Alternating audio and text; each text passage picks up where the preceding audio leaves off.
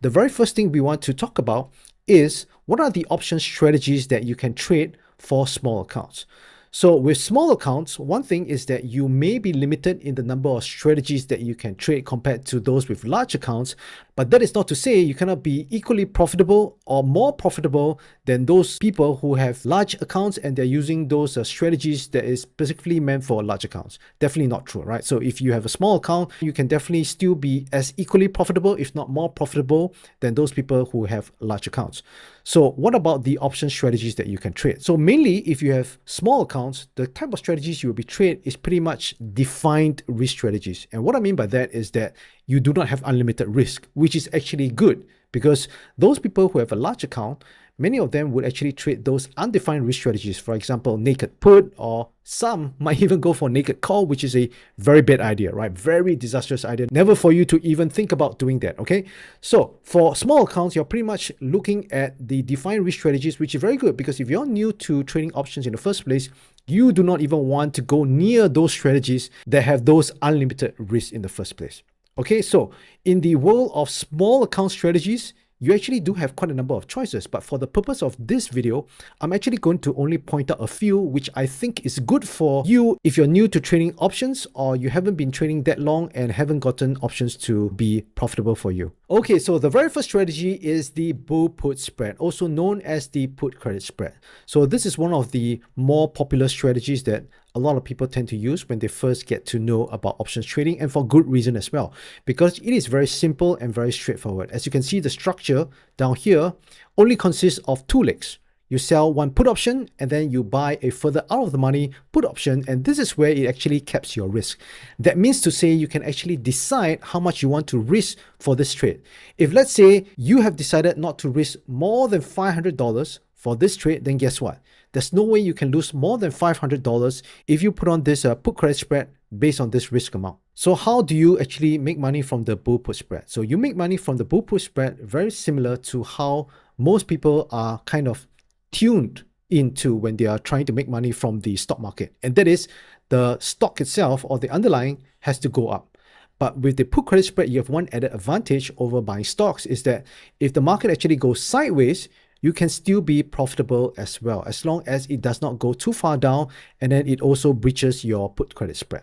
So this is the first strategy. Now, the next strategy is pretty much the counterpart to the bull put spread, and that is the bear call spread. So the bear call spread is a bearish strategy, and that's why there's the bear here. And for the bull put spread, it's a bullish strategy. That's why it's a bull here. So very considerate of those people who actually designed the name of this strategy, because you kind of already know where you want the underlying to go when you trade this strategy. So the bear call spread, also known as the call credit spread, is a bearish strategy where it's just the opposite of the put spread, which we saw earlier. So the call spread, we want the market to go down, and it just consists of two legs as well. And we want the market pretty much to go down or maybe even sideways. This is how the call credit spread can profit. Now, finally, the third strategy that we're going to be looking at for this video for small accounts will be the iron condor. So the bull put spread is a bullish strategy. The bear call spread is a bearish strategy.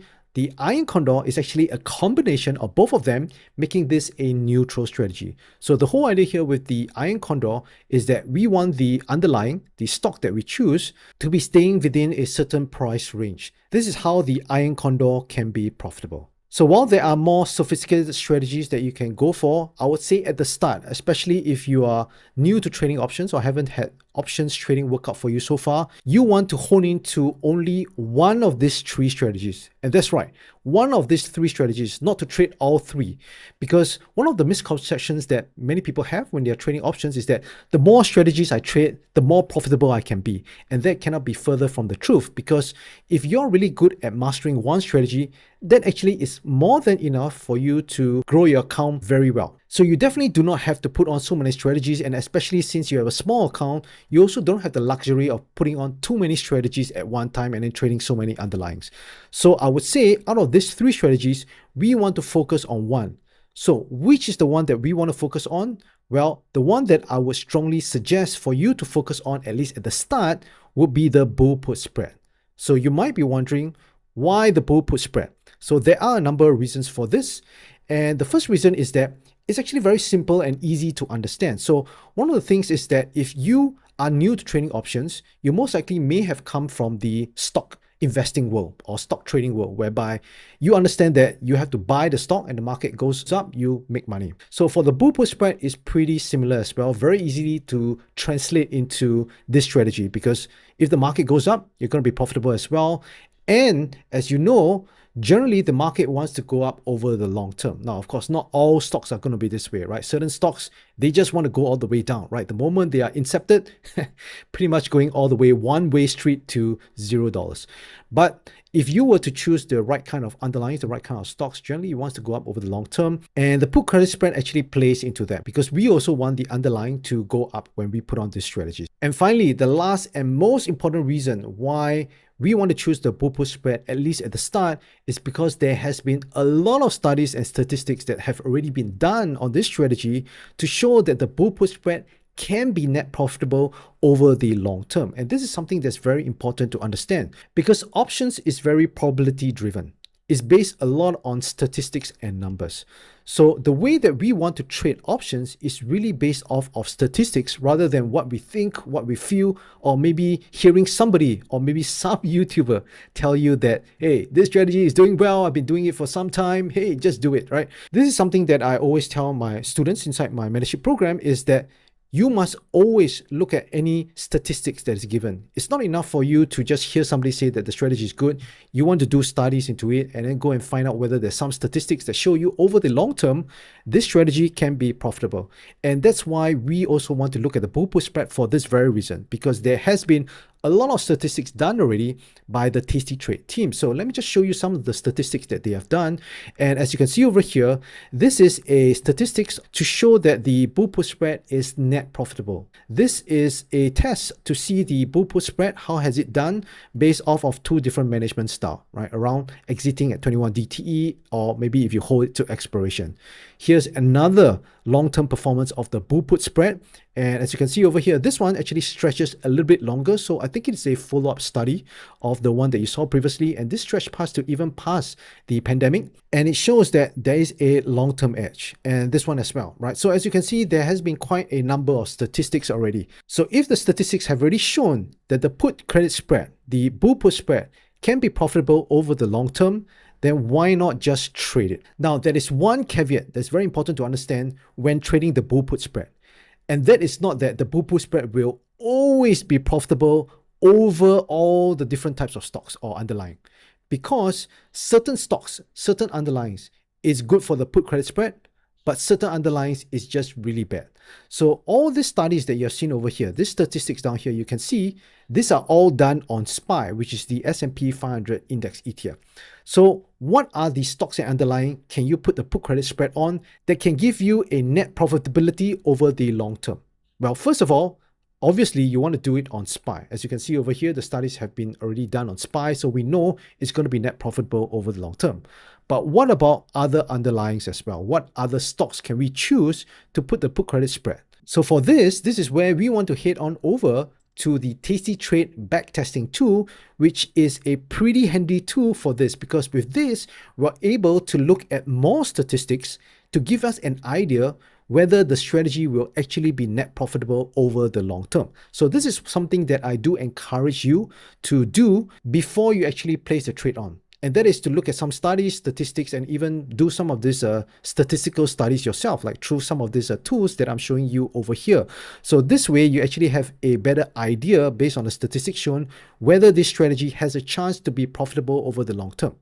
The last thing you want, again, like I mentioned, is to hear some YouTuber or even me tell you that, hey, this strategy is working, and then you just do it without doing research on your own. So this is how you can actually be much more informed as to putting on the right strategy on the right underlying. So as you can see, what I have over here is the Tasty Trade backtesting tool. So over here, you can test different kind of strategies. But for this video, we're going to be focusing on the credit put spread. So what you're going to do is just click on this button over here that says credit put spread.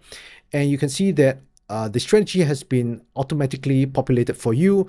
So what I'm going to do is I'm just going to leave all this as the default. As you can see over here, pretty much you're going to stick to around 45 DTEs in terms of the selection and not 0 DTE, right? So 45 DTE basically is where we have the optimal DTE, whereby it's going to give us an edge over the long term. So what I mean by the edge, I've mentioned this in quite a number of my videos, so definitely do check out some of my other videos where I've talked about this. So next, one of the other underlyings that we can use other than SPY to trade the put credit spread on that we can be net profitable over the long term. Well, one of the safest underlyings that you can trade would always be the index ETFs. So other than the SPY, you can also consider putting it on QQQ. So let us run the backtest for the past 5 years and let's take a look and see whether the QQQ is going to be net profitable. Okay, so as you can see, the results are out, and the first thing you'll notice is that QQQ is net profitable. Now, one thing to understand is that this test is done basically where you put on the trade perpetually. So once you close out the trade, you put on the trade again, and there's really no timing in this. So imagine if you were to put on this trade where there's no timing whatsoever, you still can be net profitable. If you were to time the market, let's say, for example, you do not want to put on the trade perpetually, or you're not comfortable putting on, especially during this period where the market is crashing, then of course you can time your entries with the put credit spread, and possibly you could even do better than what is being shown down here. So what this study really just shows is that if you just blindly put on the put credit spread even on QQQ, then if you were to put on the trade based on your timing criteria, then it's going to have a much better chance of you actually succeeding than you not succeeding. Now, what other underlying other than the index ETFs can we put the put credit spread on that can be net profitable over the long term? Well, this is where we can take a look. So if you were to go back to this page again, you can see that there are quite a number of stocks that you can actually do a test on to see whether the put credit spread has been profitable over the number of years. So one of the other considerations that you can use the put credit spread on would be on fundamentally good stocks. So for example, let's say Google, right? Google, for me, it's a fundamentally good stock. Now, of course, fundamentally good can be subjective, so you definitely want to do your own due diligence. But if you were to do the put credit spread on Google, and we were to hit the run back test, we can see that it can actually be net profitable over the long term as well. So as you can see over here for Google, it has been net profitable. So again, this test is based off of perpetually just putting on the trade, and then you exit at 21 DTE, and then you put it on again. And just by doing this perpetually, you can be net profitable. Now, one thing to be aware of is that the put credit spread is not necessarily going to be net profitable for all different types of underlyings. For example, one of the underlyings I have been asked quite a bit about is those non-correlated underlyings. So for example, the TLT. TLT is the bond ETF, and this is something that quite a number of people have told me they're doing the put credit spread on because they want some diversification from some of the underlyings that they're trading, for example, index ETF or maybe stocks. But if you were to do a test, you will see that TLT may not necessarily be a good underlying for you to trade the put credit spread on. So what I'm going to do is that I'm going to go over to TLT and we're going to run a test on it and see how well it actually performs and see whether it would be a good candidate to trade the put credit spread on. So as you can see over here, at least for the past 5 years, if you've traded the put credit spread on TLT, at least perpetually, you'll see that you have ended up in a net loss. So while you may have some diversification in terms of a different asset class, what would be the point if you're not going to be profitable in the strategy? So of course, some of you might be saying, oh, but Davis, I timed the market, right? I timed when to put on the TLT so that I can capture it when it's actually turning up. And yes, I have no doubt that it is possible that you can be profitable when trading the put credit spread on TLT. But the thing is that it's going to be a little bit of an uphill challenge, because you can see that the long-term performance is actually negative if you were to put it on perpetually. That just means that if you were to time the market to find those times where you actually profit, like for example, this type of timing, this type of places, then it's going to be a little bit tougher to do compared to the index ETF we just showed you, right? Like for example, QQQ or maybe even SPY. Because when you trade on index ETF, you have more opportunities for you to capture those times where you're profitable. But in TLT, you really have to get your timing right. Because if your timing is not right, then most of the time you could possibly get into the point whereby you're actually getting it in a loss. So that is why I say it's important for you to actually test it out first to see whether the strategy by itself, if you were to put it on perpetually, it's going to be net profitable. If it is, then it's going to be much easier for you to actually trade it and be net profitable over the long term. Now, finally, the last thing I want to talk about is in terms of how you would identify the entries. So how do you enter into the put credit spread? So I have talked about two different ways that you can enter into the put credit spread. The first way is through what I call the perpetual put spread. That means it's very similar to the test that we have seen just now, where you have just putting on the trade over and over again once one close out. So that is one way that you can definitely do that. But if you're not comfortable with entering the trade all the time, especially for example in this situation where the market has come down, then you can choose to time the market. So the question is, how do you actually time your entry for the put credit spread? So a very simple way would be to use this tool below, this indicator called the stochastic indicator, right? This is what you call the slow stochastics, and you can actually get it in most of the charting softwares and even on your broker as well. So with this stochastic down here, you can actually identify certain market conditions. So the one that we really want to identify is the time where the market is oversold. So you know it's oversold when this line over here actually goes below this red line down here. So whenever it goes past this red line, you know that the market is somewhat oversold, and it would be at least a better time to enter into the market compared to if you were to enter it when the market is not oversold, so maybe somewhere over here, or when the market is overbought, which is usually not the strategic time for you to enter into the market, because usually there's always some sort of pullback whenever the market has reached a point of being overbought.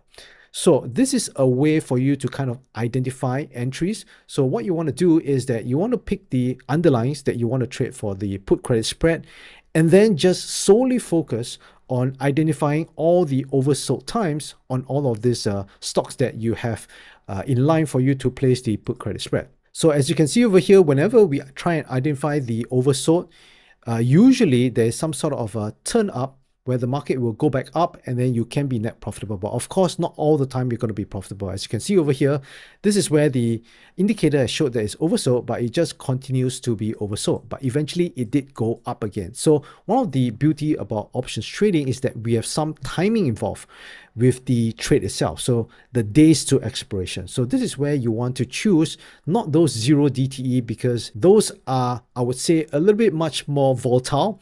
If you want something much more steadier and something that gives you an edge over the long term, then you want to go for somewhere around 45 DTE.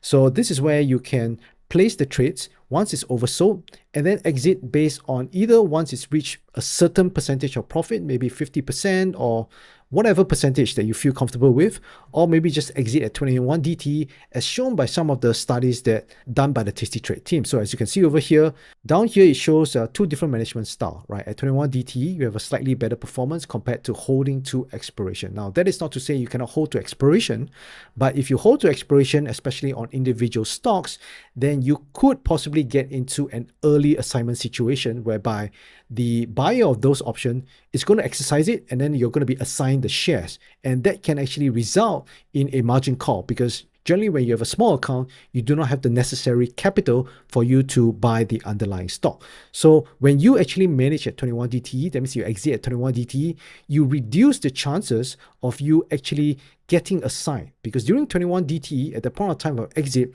you still have some extrinsic value in that option. So when the extrinsic value is still quite a bit in the option, the chances of you getting assigned is not that high. Now, of course, when you exit at 21 DTE, it does not totally eliminate the chances of you getting assigned, because if it's going to be very deep in the money, then sooner or later you can get assigned, but it reduces the chances. And another important point of exiting at 21 DTE is that you actually control your losses as well, because at 21 DTE, even though it's going to be a loss, the loss is not going to be that big compared to if you hold to expiration and they're both at the same point. Because pretty much if you hold to expiration, your losses can be much higher than compared to the P&L curve at 21 DTE. So that is why while you're exiting at 21 DTE, maybe the premium might not be as much as compared to if you hold the trade to expiration and it's above the put spread, but it also controls the losses on the downside, whereby you do not have that big of a loss compared to if you hold to expiration. Because if you hold to expiration and the trade is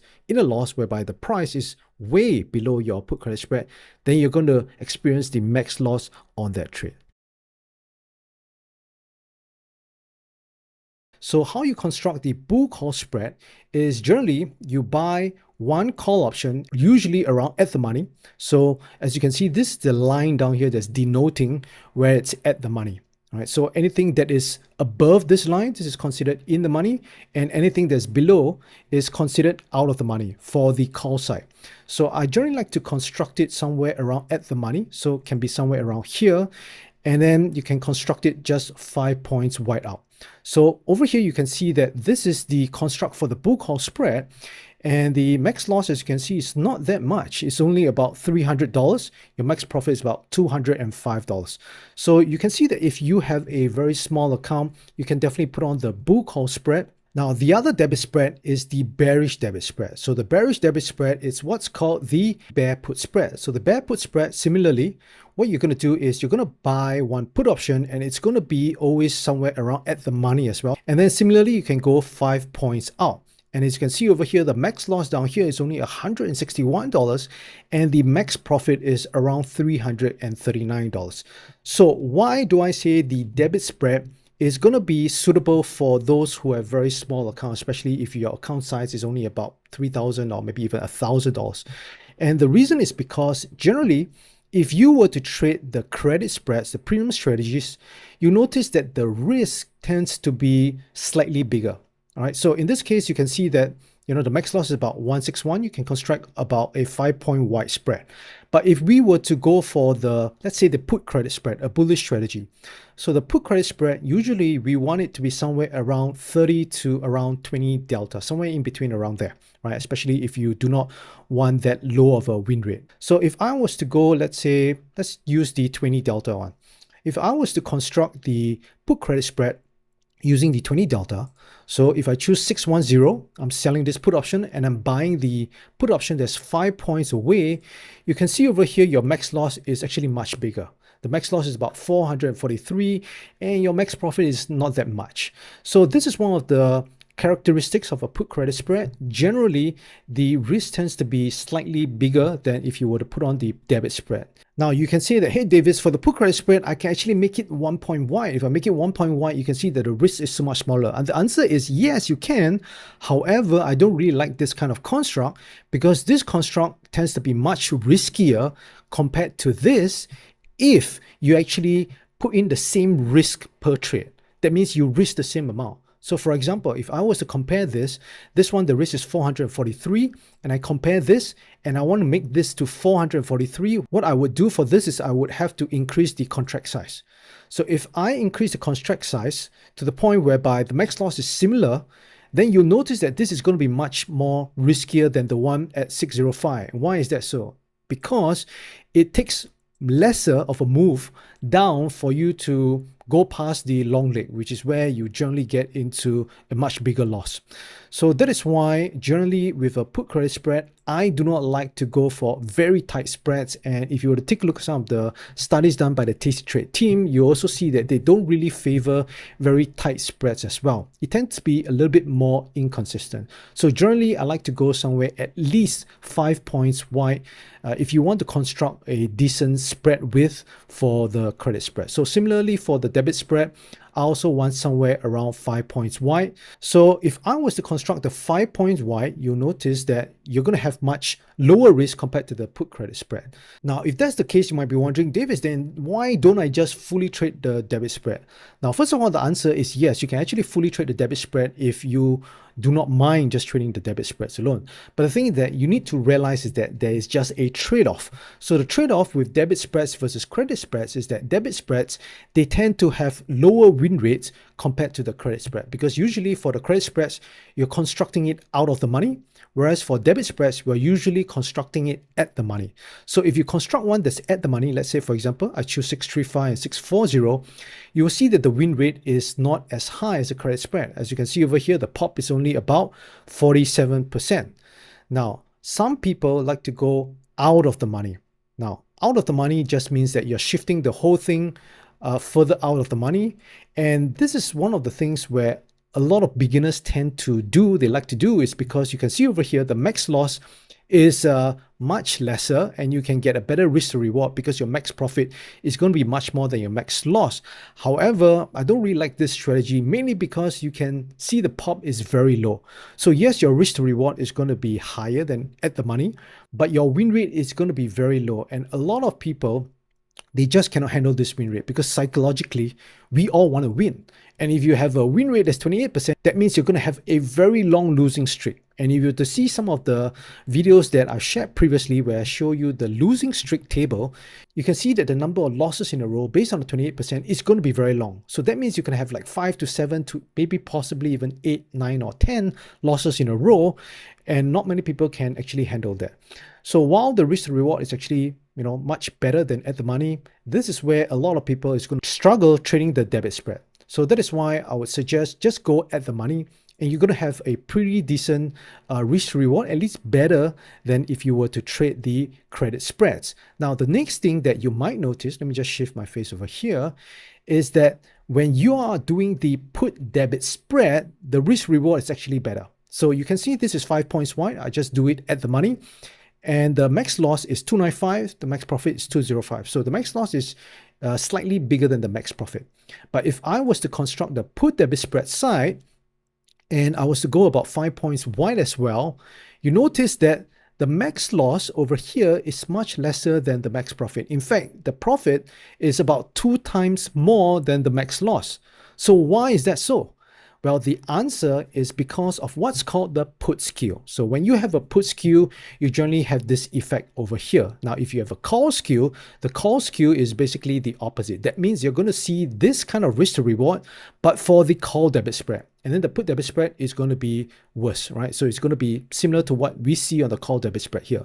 So usually for the index ETF, so this is on SPY, you will find that there is going to be a put skew. So that means to say, if you put on the put debit spread, you're going to generally have a much better risk to reward compared to if you put on the bull call spread. But that is not to say that you shouldn't put on the bull call spread, because remember, this is SPY. So SPY generally is what's called a positive drift vehicle. That means in the long term, it wants to go up. So generally, the bull call spread will tend to have a better win rate over the long term compared to the similar put debit spread where you basically constructing it at the money. Now, the second reason and the more important reason why I say this debit spreads is good for a small account is because it has been proven to be net profitable. So this is the most important thing. And when I say net profitable, it can be net profitable provided you put it on the right underlying. So for this, we're going to be focusing on the bull call spread, and we're going to be talking about SPY, because SPY, as you know, like I mentioned, is a positive drift vehicle, and the bull call spread is a bullish strategy. It makes money as the market goes up. So let us take a look at some statistics for this. So for this, the Tasty Trade team actually already has a statistic that have been done on the debit spreads to show you that it is net profitable over the long term. So this is very important.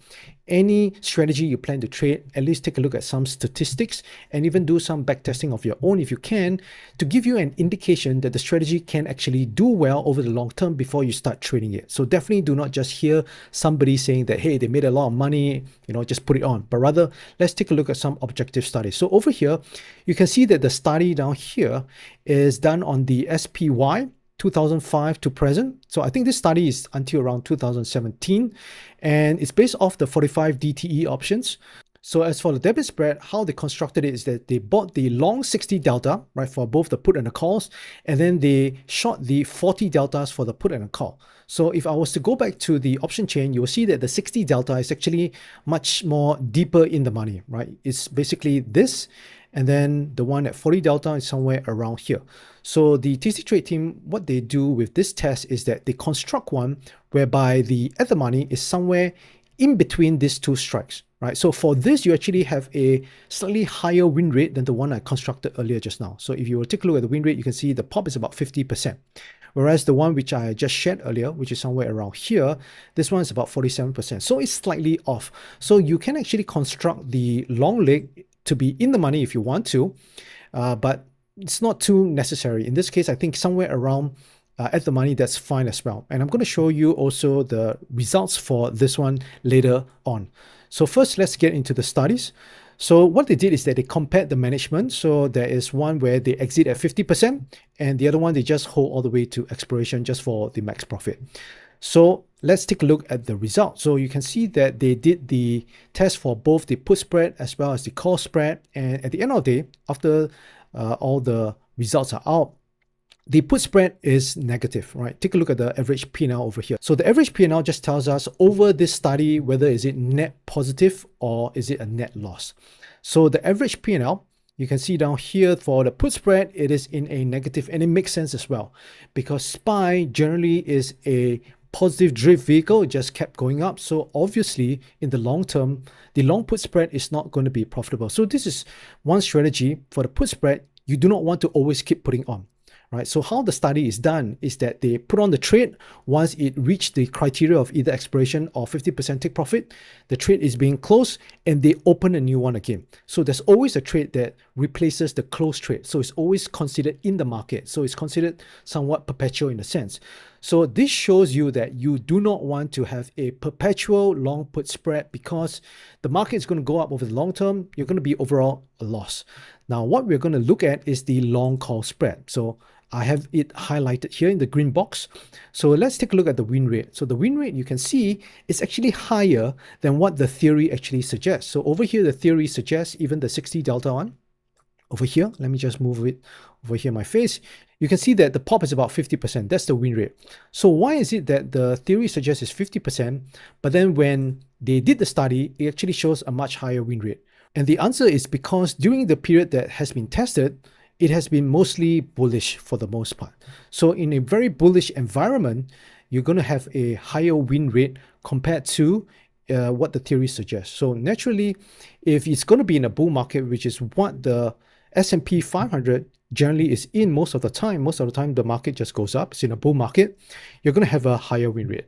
So the important keynote to see down here is the average P&L. That means you are going to be in a net profit over the long term, right? You can see the average P&L per day as well is going to be positive. Although if you exit at 50%, it's going to be much higher. So in terms of being efficient of the capital and trying to get the best bang for your buck, exiting at 50% seems to be the better one, at least based on the average P&L per day. So this study, what is important to note is that there is no timing of the market whatsoever.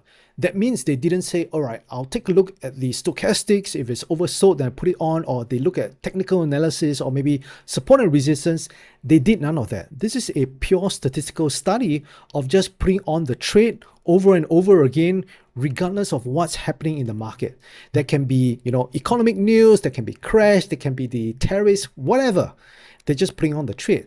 So that doesn't mean that you have to trade it this way. The study is just based on it. What it just means is that if you see that the study shows that regardless of the market condition, they're just putting on the trade over and over again, and in the end it's net profitable, it just means that if you apply your own way of entering the market, let's say you want to time the market, whether is it based on indicators or technical analysis, at least you know that you have a better chance of succeeding compared to if you put on a strategy where it does not show you a positive result. So that is why I say seeing the statistics, the study is very important for us before you put on any trades. Now, next, what I want to take a look at is the individual trades. So you kind of know what to expect as well. So although it's going to be positive over the long term, there are certain things that you do want to really take note of when you're trading debit spreads. So for this, let's head on over to the backtesting tool on Tasty Trade. Okay, so this is the backtesting tool on Tasty Trade. So if you have it as well, all you got to do is for this, we're going to choose the debit call spread. And for the symbol, we're going to choose SPY. And for the interval, we're going to choose the past 5 years. So the study which I shared with you earlier on was from 2005 to around 2017. So for the most part of that period, except for during the financial crisis around 2008, for the most part, the rest of the periods was pretty much bullish periods in a sense. But what about over the past 5 years? Over the past 5 years, we have the pandemic, and then we also have 2022 where it was a bear market. So how did the debit call spread actually perform over those times, over this past 5 years? So let us examine, let us take a look. So for this, I'm going to change the delta for this. So what I've used earlier on the option chain was a 50 delta one. and then we can just go for somewhere around 40 deltas. So for the expiration date, we can go for around 45 DTE because according to the Tasty Trade studies, they also use 45 DTEs as well. Now for this, the entry condition is going to be every day, but we're going to limit it to just one active trade. That means to say we are only going to have one trade on at any single time, which pretty much is going to simulate how you are going to actually trade the strategy as well. So once the trade is closed, you're going to put on a new one again. So in this case, the study is just based off of a perpetual way of trading the bull call spread. So you can see that this option is chosen, don't enter a new trade. So we're always going to have one trade. And then next, we're going to leave all this off. And for the take profit, we're going to use 50% because according to the Tasty Trade studies, that's where they get the best average P&L per day. So we're going to use this as well. Everything else, we're going to switch it off. So based on this, we're going to just hit the run back test and take a look and see how it actually performs over the past 5 years. Okay, so as you can see, the results are out and it is a net profit at the end of the day. And even though there has been the 2022, right, overall, it's still going to be a net profit. So that is the good news about this strategy. And if you were to compare the results, if you were to buy and hold, you can see that the return is going to be much higher as well. If you were to buy and hold based on this, the return is roughly around 94.72%. But if you were to do it on the bull call spread, you can see that it is much higher, and it makes sense as well because again, when you're using options, it is a leverage position. So with a leverage position, you're generally going to enhance the performance of the underlying, but at the same time, it's very important to note, your drawdown is also enhanced. So based on buy and hold, your drawdown is about 25%. But if you were to put it on a bull call spread, you can see that the max drawdown is about 80%. So this is very important to note, which is why money management is very important. This is the reason also why you do not want to put all your money into just one single trade, because if you actually hit a loss for the trade, then it's going to be a very big loss. Okay, so let us look into more details to understand the strategy a little bit better. So let's look into details. So over here, you will see that the win rate is actually pretty decent, right? It's about 70%. It's not as high as a put credit spread, right, which is a bullish strategy. So with the put credit spread, you generally have a higher win rate. So next, let us take a look at the average BPR per trade. So actually, the average buying power is pretty manageable. It's only about $300. So if you have a small account, then you can definitely put on the trade like this. And there are more details as well. You can see that the average profit loss per trade is about $36. And this is the other statistics that you can look at as well, right? Some people like to look at the CAGR, right? You can look at this as well. Now let us dig into this a little bit further and let us take a look at the trade log itself. So we can see on a trade to trade basis how the trade is actually being constructed. So these are the trades. You can see how it took profit, right? If it expired, what is the loss, and so on. So let's take a look at the orders. So for the orders, you can see that how they constructed the trade is roughly around 5 points wide for the most part, which is in line with what I've shared with you earlier on when I constructed it on the option chain. So when you construct it around 5 points wide, right, this is also 5 points wide, you can see that over the long term, you can be net profitable. Now, one more thing I want to do before I end this video is I actually want to test it if it's actually held all the way to expiration. And let's just see how is the results compared to if I was to exit at 50% take profit. So I'm going to hit the run back test button and let us take a look at the results. Okay, so the results are out if you hold all the way to expiration. And as you can see, it doesn't actually look that promising. The return, although it's a positive, it's only about 49%, which pales in comparison to if you were to exit at 50% take profit. So that is why the Tasty Trade team also, they did their studies. And what they found is that the average P&L per day based on 50% actually is much, much more than if you hold to expiration. So if you are to trade the bull call spread as well, then you definitely do not want to hold all the way to expiration, because it seems that you're going to have a lower return and even you're going to get a higher drawdown. So this is where doing the studies and seeing these statistics is very important, because sometimes we might think that holding to expiration might be better because we get the full profit when you hold to expiration compared to 50% take profit. Some people will rationalize that way. They might say that, hey, if I hold to expiration, I get the full profit for that. Why do I want to take profit at 50%. It just doesn't make sense to me. Well, this is why we must always see the study and the statistics. So the statistics will tell us very objectively which is going to be better over the long term. And over here, clearly based on the statistics done by the backtesting tool and also by the studies done by the Tasty Trade team, we can conclude that if we were to trade the call spread, the bull call spread, it will give us an overall better performance if we take profit at 50%. The put Condor basically is two strategies combined, all right? So the very first strategy, as you can see on the left-hand side down here, is the short put and the long put, which is the bull put spread, right? Bull put spread, also known as the put credit spread. And because it's a credit spread, you're actually going to receive premium for it, right? So you're going to receive premium. So let's say you have premium. I'm just going to put like, let's say $3 signs to say that, hey, you've collected credit, right? So with this credit that you receive from putting on this put credit spread, what you're going to do is to use part of it to actually purchase this part on the right hand side down here, which is a put debit spread, right? So you notice down here, you have two kind of opposing strategies together to form this strategy. You have the short put spread, which is generally a bullish strategy. And then you have the long put spread, which is generally a bearish strategy. So that is why you form this graph down here. So you can see this line down here in green. Let me just draw over it again. So this is how the P&L looks like at expiration.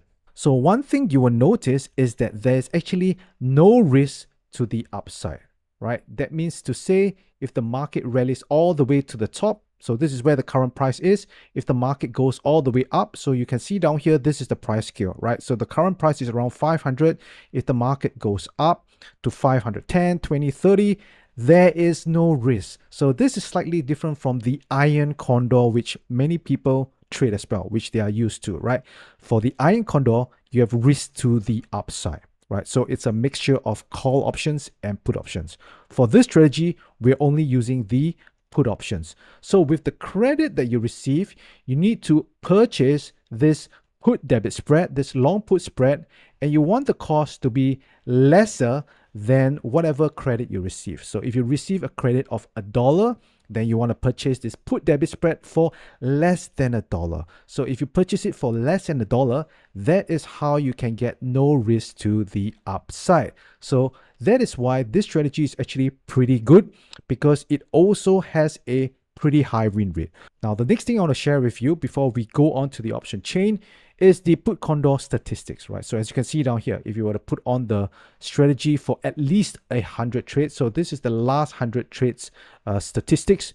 Very important to put on the strategy for at least 100 trades, because then you will have a much better indication of the true performance of this strategy. Now, to get the true performance of this strategy, or any option strategy for that matter, you need at least 100 or more sample size, right? You cannot just take only 5 trades and think this is, the strategy. Because if you just do that, hey, look at this, right? There will be losing streaks, right? This is just part and parcel of any strategy. You will have losing trades, right? So if you were to just only take like 5 trades, 10 trades and think that that's the true performance of this strategy, then it's very difficult for you to be, successful when you trade options, right? Or even to consistently grow your account. You need to be there for the long game. So that is why proper capital allocation, again, very important.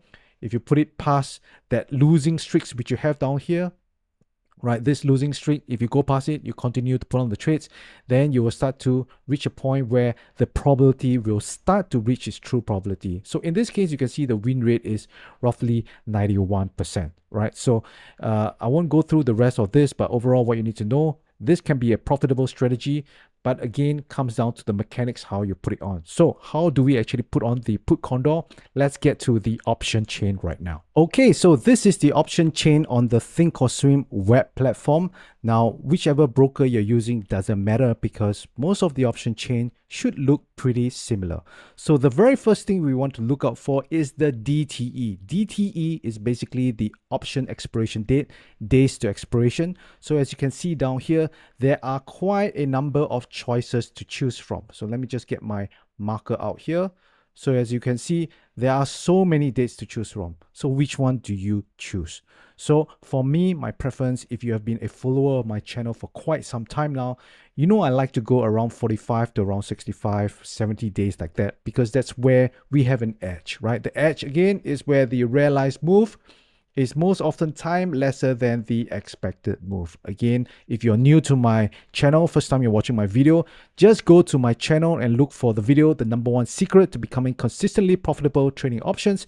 You will find that I have a video that talks solely about this. All right. So this is a very important concept for us to have an edge trading options for the long term. So basically, to have this edge, DTE is also pretty important, our choice of DTE. So our DTE choice will be somewhere around 45 days. So as you can see down here, we have a few choices. So the closest one that we have would be this one, right? As you can see, it's 59 days. Now, some people love the 0 DTE or even the 1 DTE, or some, they want to go to 7 days out. Can this also work? The only difference is whether you have this edge, right? So if you want this edge, you want to stick to around 45 DTE. If you don't mind not having the edge, or you think that, 0 DTE or weekly options have been working out for you, that's fine. Yeah, you can go ahead to try and construct it there as well, right? So for this video, I'll focus on around the 45 DTE. So what I'll choose is basically this one down here, April 20th. So let me just open it up. So as you can see down here, there are quite a number of strike prices. So the very first thing we always construct for this strategy is the put credit spread side. Why? Because that's the one that's actually giving us the credit, so we know how much credit we have to construct the put debit spread, right? So for this, we want to go to somewhere around 15 to 20 deltas. So again, why 15 to 20 deltas? Because that's where the expected move is. That's roughly where, again, we have, a edge when it comes to statistics, right? Long-term probability, where there's a lesser chance that the market will actually go there. So because this strategy has only risk to the downside, we want to position our short put strike pretty well. So in this case, let's say, for example, you go for the 20 deltas one. Right, so let's say you go for the 20 deltas one. Now, where you construct the long strike for this put credit portion of this strategy comes down to your risk allocation. So this comes down to your own account size. So let's say you have a small account size, and let's say your risk per trade is $500 per trade, right? So if it's $500 per trade, then all you got to do automatically, just go to the $5 wide wing from where your short strike is. So 474 minus 5, if my maths didn't fail me, 469. So 469 to 474, you have a $5 wide strike. So down here, you can see you have roughly 58 cents. So 58 cents is not a lot, but hey, you have a small account. That's what you got to play around with. That's what you have.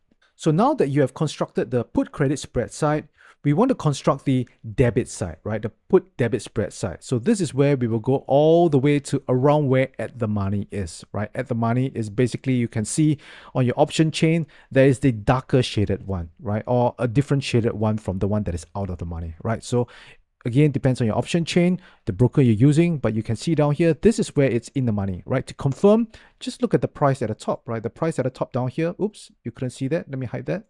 It's 496. So we know that this 497 is considered pretty much in the money for put options. So anything that is out of the money is below this price.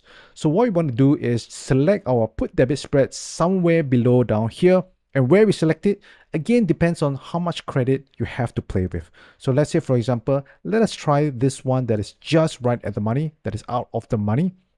And let's try and construct a 1 point wide spread. So as you can see down here, you can get a credit. So it is a 20 cents credit, which means to say that you have an overall profit if the market goes up, right? So now that you have constructed this, let us go down to take a look at the P&L graph. So the P&L graph is pretty important because it shows you how your P&L looks like at expiration. So you can see how it looks like down here. Now your max profit zone is somewhere in the middle down here. Above down here, you still get some profit. And below down here is where your max loss is. So as you can see, it's actually not too bad when you have this construct. Your max loss is around $380. Your max profit is around $120. So your risk reward is roughly 1:3, which is not too bad. Now, what if you want slightly more credit upfront? So for this, we will have to go back to the option chain again. And then what we want to do is change these strikes down here. So how do you change these strikes? Basically, you just want to shift this whole put debit spread up on the option chain, right? Up on the option chain just means you're pushing it further away from where the current market price is. Because when you push it further away from where the current market price is, it becomes cheaper, right? The put debit spreads becomes cheaper. So let me just give you an example to show you down here. Let me just uncheck this two first. So let us remember it's 474, 469. We will come back to it later on. So remember, we're going to use the credit to finance the put debit spread. So we want to see what is the cost of this debit spread down here. So this cost of this debit spread from 496 to 495 is about 39 cents, right, which is $39. Now, before I compare this to the further out of the money debit spread, right, I want to just show you something pretty cool down here, and that is the risk to reward ratio. So you notice that you actually get pretty bad risk to reward ratio when you're trading the credit spreads by itself, right? The risk is always much bigger than the max profit that you can receive. But for the debit spread, it's the opposite, or more specifically for this put debit spread. You can see down here, your max risk is $39, but your profit is about $61. It's always roughly about close to 1:2. So this is where I'm going to show you what if we actually bought the further out of the money put debit spread. So as you can see, this is 39 cents down here. This is a debit, so always make sure you know what is this number here telling you. So let's say, for example, let's go to the one down here, 490 and 489.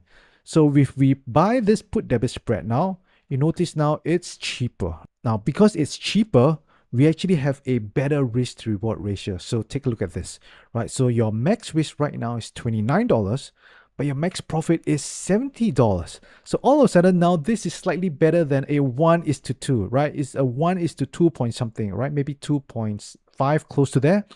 And as you get it further out of the money, if you buy the put debit spread further out of the money, you actually get a much better risk reward on your debit spread, which means to say the market comes down, you can make more. So now let's put on the credit spread side, the put credit spread. So if you guys recall, it is, what is it again? If my memory didn't fail me, it's 474 and 469. Right, so we have a 5-point wide. So as you can see down here, now we have 29 cents in terms of the total credit. Now let's take a look at the P&L graph down here. So what you'll notice, one thing is that the P&L graph down here, you get slightly more, right? Because you have more credit upfront. So that is why you're able to get a slightly higher max profit. And at the same time, if the market goes up, you have slightly more as well, right? You have $29. Now let's compare this to the previous one, right? The previous one was right at the money down here. So what do we get? As you can see, we only get about $20. So the difference is about $9. Now I know it's very minuscule, but hey, you have a small account, right? You have a small account. This is all you can play with. As your account gradually grows, you can start to increase your size and you will reach a point whereby the profit, you know, in terms of numeric dollars can be pretty good. So right now, you just have a small account. You just have to play around with what you have and just consistently grow it with these strategies. So I want to show you the difference between, you know, one that is closer to where the current market is and another one that is slightly more, you know, further out the money for the debit spread. So the difference will be where your max profit zone is. So you notice that your max profit zone actually shifted a little bit out from where the current market price is. So this red dotted line is where the current market price is. This is your max profit zone, right? So as you can see, your max profit zone has shrunk a little bit. And previously, you have a bigger max profit zone. So again, this is a trade-off. If you want much more credit upfront, then you have to settle for a smaller max profit zone. If you want a bigger max profit zone, then you want to, you know, give up some of the credit upfront. So it's all a trade-off and it all comes down to you.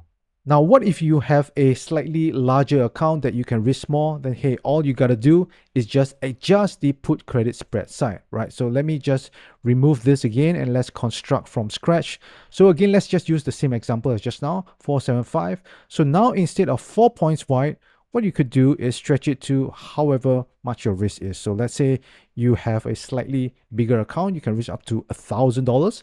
Then you stretch it to 10 points wide, right? So if you have a bigger account, you can stretch it even further. So let's say for this 10-point wide, you notice now you have much more credit to play with. You have $1.10. So let's see what we can construct down here. So if we were to construct the same one with just a 1-point wide put debit spread, you notice now you have much more credit upfront, right? $71. So 71 cents equals to $71 for every put condor that you put on. So as you can see down here, $71 to the right hand side, and your max profit is 171. Now, if you want to be a little bit more defensive, then what you could try is expand the size of this put debit spread. So if you go for a 2-point wide spread, now your upfront credit is lesser, 33 cents, but the trade-off is now you have a much higher max profit. Right down here, you can see now your max profit is $233. So if you want to be more defensive, then you want to build a bigger put debit spread. But if you want to have more credit upfront, then you go for the one that is 1-point wide for the put debit spread. So this is how you put on the put condor strategy, and I do think that this is actually a pretty good strategy for you to use to consistently grow your account. One of the people that actually reached out to me said this: Davis, I really love your video on the short put strategy and want to trade it, but I have a small account of under $5,000. So most of the examples you shared are too expensive for my account size. How can I apply this strategy to my small account size? So this is a very, very good question. So first of all, you need to understand which of the short put strategy you're actually trading. So when you're trading the short put, there's actually two types of strategy that you can trade, right? The very first one is the cash secure put, right? So the cash secure put, basically your intention is to long the underlying shares, right? So for every put option that you sell, basically you want to get assigned on this put option, which means that you're going to get long 100 shares at the strike price that you choose. So for this strategy, it's generally more capital intensive, and the DTE selection is actually less important, right? Because you don't mind getting assigned, right? The whole idea of strategic DTE selection usually comes down to whether you want to get assigned or not, at least in my case, the way I trade it. So if you don't mind getting assigned, then, cash secure put, the DTE selection is not that important. And you can actually leave to expiration because you don't mind getting assigned, right? It's not like you want to avoid assignment. So that's the cash secure put. Now, the other way to trade the short put is with the naked put. So the naked put basically just means that you have no intention to long the underlying shares, right? That means you just want to get into the options and get out of the options with no assignment whatsoever. So when you trade this naked put, basically it's less capital intensive because there's no need for you to go long the 100 shares per option. And for the naked put, DTE selection is actually very important, right? Because you want to choose the right DTE that actually gives you an edge in the long term. And also, leaving to expiration can lead to early assignment risk and potential margin call, right? Because most of the time, chances are that your account size is not going to be big enough for you to long the 100 shares. So for this video, we're not going to be talking about the cash secure put, but instead, we're going to be talking about the naked put. So the name by itself may sound scary, right? But naked put really just means that you're trading options without any intention to long the underlying shares. All right, so this is very important. So when you get into this naked put, you can have unlimited loss to the point whereby the stock goes to zero. So you really need to know what you're going to do. So if you want to trade this short put, which is basically the naked put on a small account size, then there are a few things that you really need to take note of, right? So first thing is that if you have a small account, right, chances are that you're going to have a big limitation into the kind of underlying that you can trade, right? For example, if I were to just do this on the IWM, right? So IWM is the smallest of the 3 index ETFs, the main ones, basically the IWM, the SPY, as well as the QQQ, right? There's also the diamonds, but of all of them, the smallest one is IWM. As you can see, it's about 205 as of this recording. So if you were to just put on a short put based on this IWM, you can see that I chose one that is around 30 delta with the 193 strike price. You can see that straight away, the buying power for this is about $2,000. So what is this buying power effect? So buying power effect basically just means the amount that the broker is going to hold for you to put on this trade, right? And one thing you need to understand is that this buying power is not static. That means to say it can fluctuate, right? For example, if after putting it on, if the market becomes very volatile, well, it's possible that your broker can actually increase the buying power effect. That means this can actually go all the way to higher than $1,930, right? Maybe it can go to 2,000 plus. And this is very important to note, because if you're going to trade the naked put in your account, you need to make sure that your position size is proper. So with the limitation of your small account, trading the short put on such index ETFs, right, such kind of underlying that is higher price, is going to be a problem, right? As you can see, $2,000 is going to take a big chunk of your account, right? Assuming your account size is $5,000.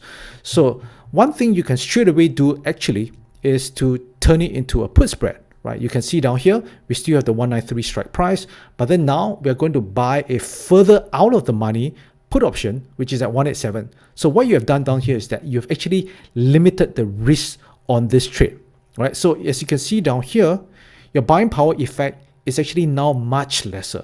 Previously, it was about $1,900. Now it's $453.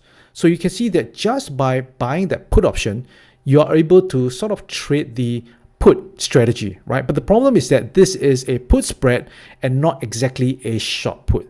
And I understand from some people, right, because you have reached out to me and say that you specifically want the short put, not the put spread, mainly because of the two advantages, right? So for those of you who are not aware of the advantage of the short put versus the put spread, is that there are basically two main advantages, right? The very first main advantage is that you have the pure theta decay. Pure theta decay because you only have one short option. Whereas for the put spread, there's the friction from the long option, right? Because you have the short option as well as the long option, because you're going to buy a further out of the money long put. So when you have that long put option, the theta decay is not going to be as quick as compared to the short put. And the other advantage is that it's easier to roll even when it's in the money. So one thing you'll find that with a short put, even though it's in the money, you can actually still roll it, right? You can roll it out and down, because it's just one singular option. But what you will find is that for the put spread, most of the time, if it's in the money, you're going to find that it's actually going to be very difficult for you to roll for a credit, right? So for example, this is the put spread. So you can see down here, you have a -1 down here and then +1 down here. You have the put spread down here. So if the market actually comes down here, let's say, for example, it comes closer to where this long put is, chances are this put spread, when you roll it, it's going to be for a debit, right? So if it's for a debit, chances are that you don't want to roll it because you're going to be actually paying more.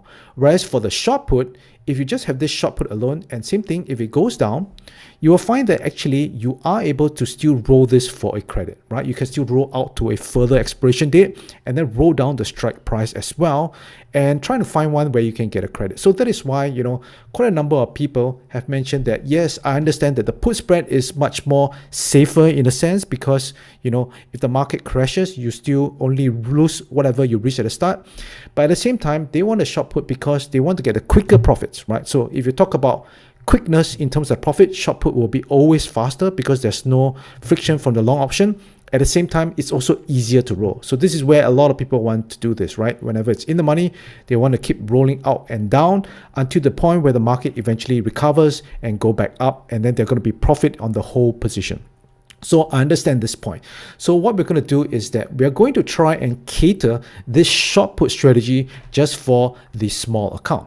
So the question now becomes, how do you trade short puts for small accounts? Well, the answer is really pretty simple. And the answer is to simply find underlyings that are lower price, right?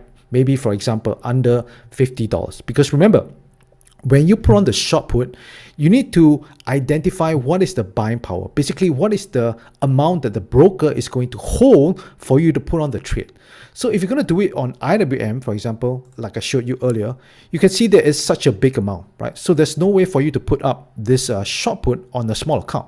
So instead, what you want to do is to straight away find the underlyings that is much cheaper. So here are a few examples, right? So first of all, let me remind you, please do your own due diligence, right? Don't just take the list down here and then just put it on your own, right? You need to find out whether this underlying is suitable for you. So it's not a recommendation for you to trade any of these stocks. I'm just pointing out some of the underlyings that I see that can be suitable in terms of the buying power requirement, which you can actually put on your account. So let's assume you have maybe a $5,000 account. So the very first example would be Palantir. Right, so as you can see, Palantir, as of this recording, is around $27. So it's not very expensive. And if you were to just put on the put option down here, so as you can see, I've selected the 24 strike, which is roughly around 30 deltas.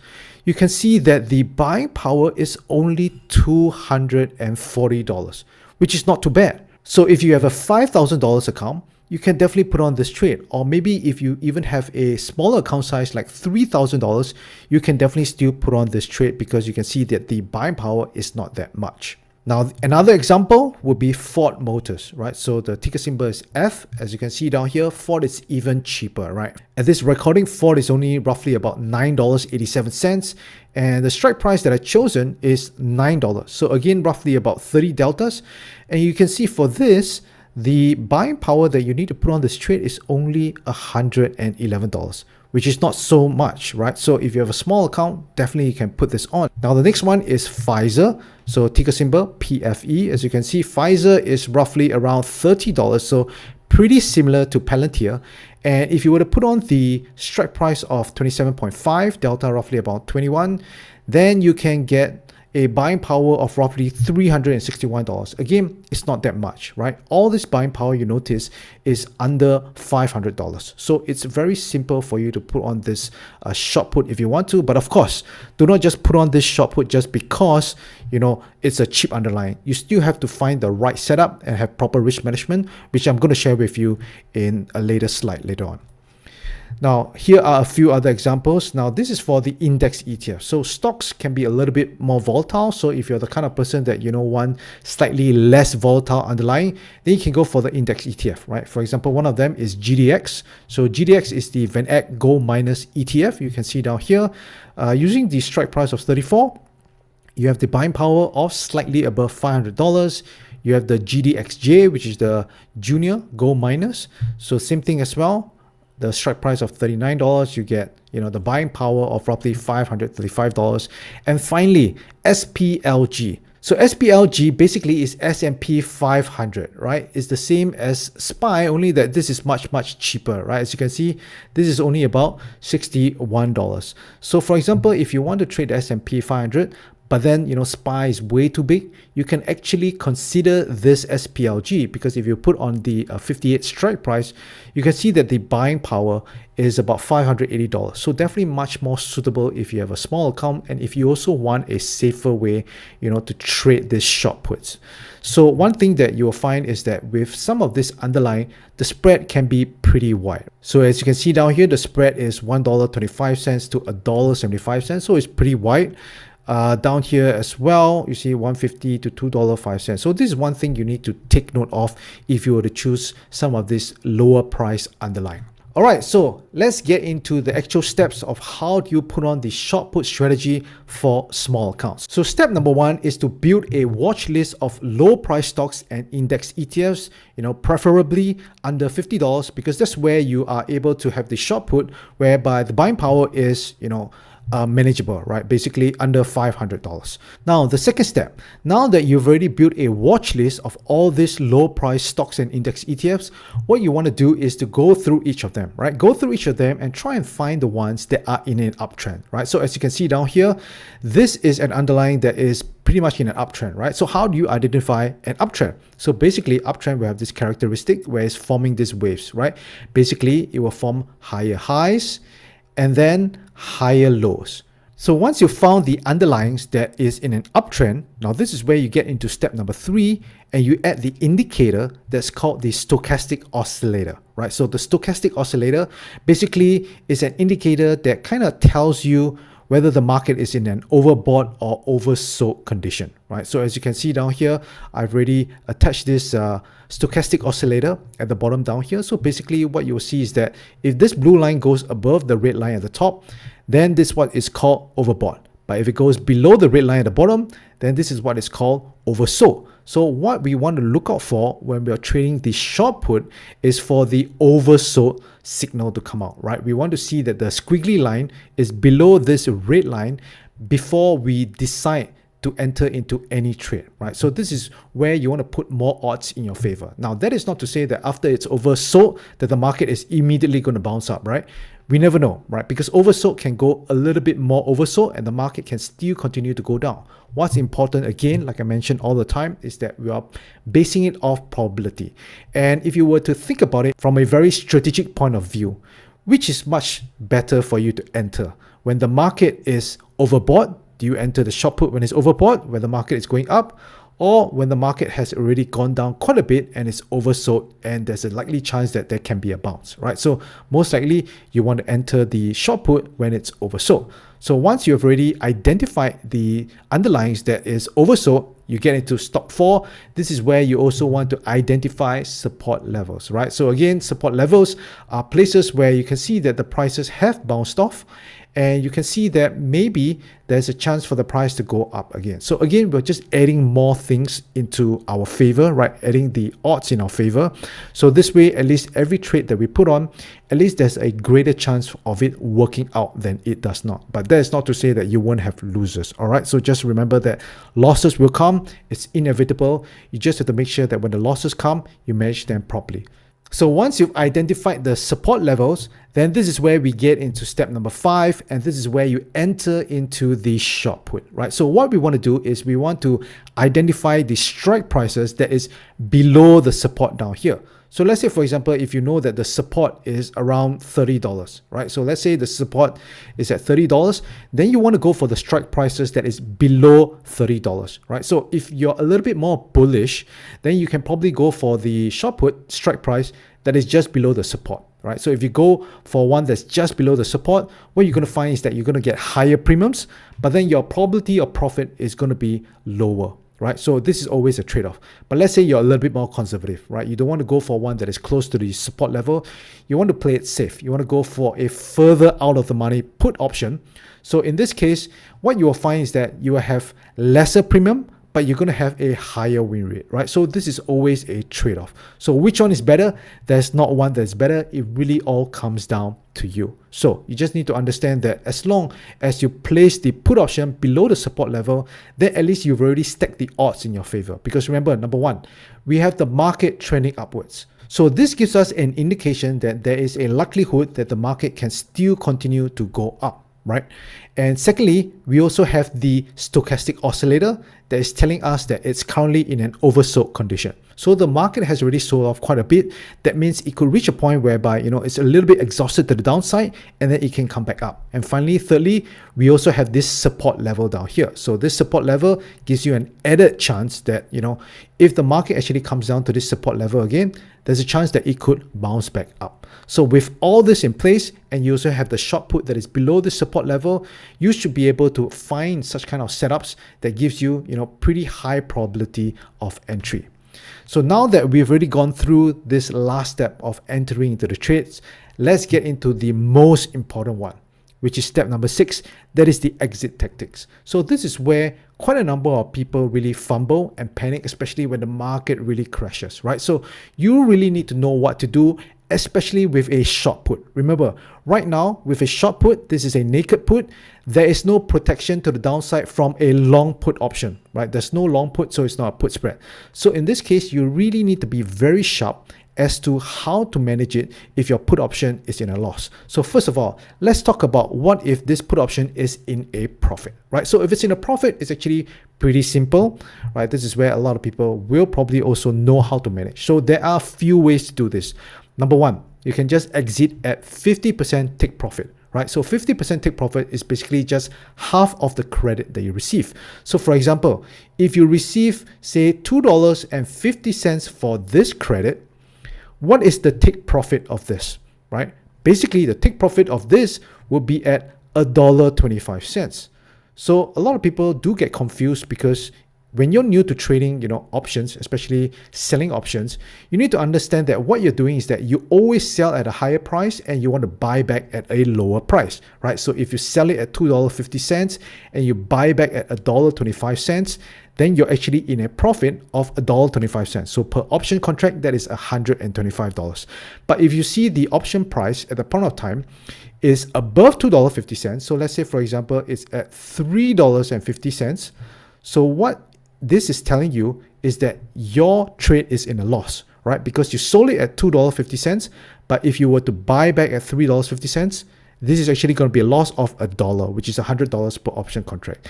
So for us as option sellers, we want to see that the current price, the option price that is marking for, is less than what we sold it for, right? So a 50% take profit is basically just half of the credit that you receive upfront for selling this option. Now, the other way you can manage it is at 21 DTE. So I've shared this in quite a number of my videos already. You can just go ahead to look at some of my videos in my channel. But 21 DTE basically is a study that the Tasty Trade team has already done, that if you were to exit at 21 DTE, in the end, you're going to have, much more superior performance compared to if you were to just hold all the way to expiration, right? But with that said, I know that some people do want to have the option of holding to expiration, because after all, if the market is above your short put strike, right? Imagine it keeps going up, then why not just capture the whole premium that is given to you at the start, right? This whole $2.50. So some people have that thinking. So, if you want to hold to expiration, you can definitely do so as well. But just remember this, any option will only generally go to $0 at expiration. So let's say, for example, if you put this on roughly at 45 DTE, and then let's say about 10 days in, that means now it's at 35 DTEs. So if it's at 35 DTEs and you see that you've already made, let's say maybe about $2, that means to say this 250 has dropped down to 50 cents, right? So you have already made $2 on this trade, which is $200 because the market has just gone up, right? But for you to make that remaining 50 cents, you have to wait another 35 days. Does it make sense for you to wait 35 days when you've already made, $2 in just 10 days? So what you're doing at that point of time is that you're risking the additional $2 you already made on the remaining 35 days, right? Just so that you can make this 50 cents. So most of the time, I wouldn't say that would make sense at all. So you would rather just take it off rather than risk the whole thing. So at the end of the day, it's really up to you to decide. So I'm just giving you a guideline over here. Now, the next one. So this is a very important one to understand, which is the loss. And a lot of people just do not manage it well, right? So one thing you need to really keep in mind and really take note is that losses will come. Losses will happen. A lot of people want to get into trades avoiding this loss, right? So for example, if you get into a 30 delta short put, so roughly it will be a 70% win rate, right? So you will win 70% of time. But what it also means is that you will lose 30% of the time. 30% of the time, it will be a loss, and the probability already depicts it, right? You cannot avoid this loss. So when the loss happens, you really need to know how to manage it well and not let this short put really blow up your account. Because some people, they do not want to take the loss. They hope that the market will come back up. They hold on to the trade only to see that the market continue to crash, and then they lose a lot much more than what they initially wanted. So how do you define this loss? So the very first thing, the most important thing, is to understand where your max cutoff point is. That means this is the worst case scenario, the maximum loss you can make. So the maximum loss you want to cap it really is at the initial buying power for the trade. So remember, earlier I shared with you that whenever you put on the short put, your broker will show you this buying power effect, right? Or buying power reduction, depending on, what is the term that your broker used. But basically, it's the amount that the broker holds on to the trade for you to put on the trade, right? So this initial buying power is where you want to cut off the loss. Now, let's say, for example, if you put on this short put, and let's just say that the buying power for this is $250, which means to say, if it reaches to a point whereby the market drops so far down that you see that the open loss for this trade is $250, what you want to do is immediately close out this trade. Why? Because if you don't do that and the market continues to crash all the way down to zero, then you can lose a lot more money. And we don't want that to happen. So that is why this is the worst case scenario. Once it reaches your initial buying power, you have to cut it off. Now, what if it doesn't reach your initial buying power, right? So the good news is that the chances of it reaching the initial buying power is not that high because the broker have already set aside an amount that they want to hold on from you to a point whereby they think that it's unlikely for the market to get there. That means to say that the market really has to go way down for you to ever reach this amount, right? Which is why the broker actually holds on to this amount. So the chances of you reaching this is not that high. So what do you do then? In that case, this is where you want to exit at 21 DTE the latest. So it could be that, the market has already gone past your short put, right? So this short put down here is what you call in the money. So if you're in the money, there is always a chance of the early assignment risk, right? Early assignment risk just means that your short put is going to get assigned. You're going to get the 100 shares. If you don't have the funds for the 100 shares, you're going to get a margin call. So to avoid this, or rather to reduce the chances of this, you want to exit at 21 DTE the latest, which means to say there's 21 days left to the expiration of this option. So why 21 DTE? Well, firstly, because again, back to the Tasty Trade study, they have already shown that based on 21 DTE, you get much more superior performance, including the losses, right? Because you are cutting the losses at a point whereby it's manageable. But if you were to leave it all the way to maybe even expiration, the loss could get very big if the market continues to go down. So 21 DTE, you cut the loss to a minimum. At the same time, you have a reduced chance of getting assigned, right? Because at 21 DT, you still have some extrinsic value. So when you have still some extrinsic value in this short put, the chances of being assigned is not that high. So that is why if you are seeing that you are lost and then, it's not at your max loss yet of the initial buying power, once it's reached 21 DT, exit it. Now, there's one more option, right? This is the option that a lot of people want to do, and that is to roll up and down your put option. Right? That means, for example, if the current put option has maybe about, say, 25 DTEs left.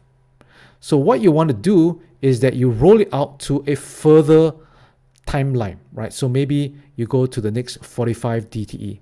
So when you extend it and have more time, you're going to have more extrinsic value. You're going to have the premium as well. At the same time, you can bring the strike price down as well. So you can have a lower strike price and overall for a premium. But the key thing down here is that you only do this if you are still bullish. Because if the stock is going to keep crashing even after you roll, no matter how many times you roll down and out, you're still going to get caught, right? It's still going to be a loss, and your loss is going to just only keep increasing and increasing as the market goes down. So this is only if you still hold a bullish view on the underlying. But if you don't hold a bullish view on the underlying, then basically just exit at 21 DTE. So roll up and down. So how do you roll this? So there are two ways you can do this. The first way is when the short put is breached. So this is the most defensive one. When you roll out and down, the moment your short put is breached, basically you're able to roll it to a further away strike price, right? Because this is a time where your extrinsic value is quite high. So you want to choose a further DTE. So one thing is that if you were to roll it when the short put is breached, what you will find is that sometimes you can get to a point whereby the DTE is just too huge. For example, let's say when you put on this option, it's 45 DTE. And the moment you put it on, let's just say the next day, the market has just traded all the way down, right? It crashed and then it reached your short put strike. Now at this point, if you want to roll out in time, you might have to roll to a much further time, right? Maybe 67 DTE and so on.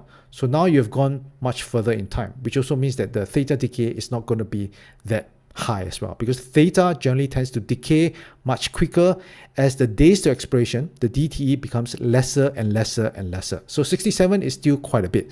So imagine if you really roll it down to this point down here, and then all of a sudden, in the next few days, the market goes down again. And if the market goes down to the next point in time whereby you roll it to, then if you want to roll it now, you may have to go for an even further one. So maybe now you have to go for like 90 DTEs or something like that. So when you do it this way, chances are you may reach a point whereby you have no choice but to stop rolling because the DTE gets a little bit too big. So that's the very first way, right? This is the most defensive way. Now, the second way is at 21 DTE.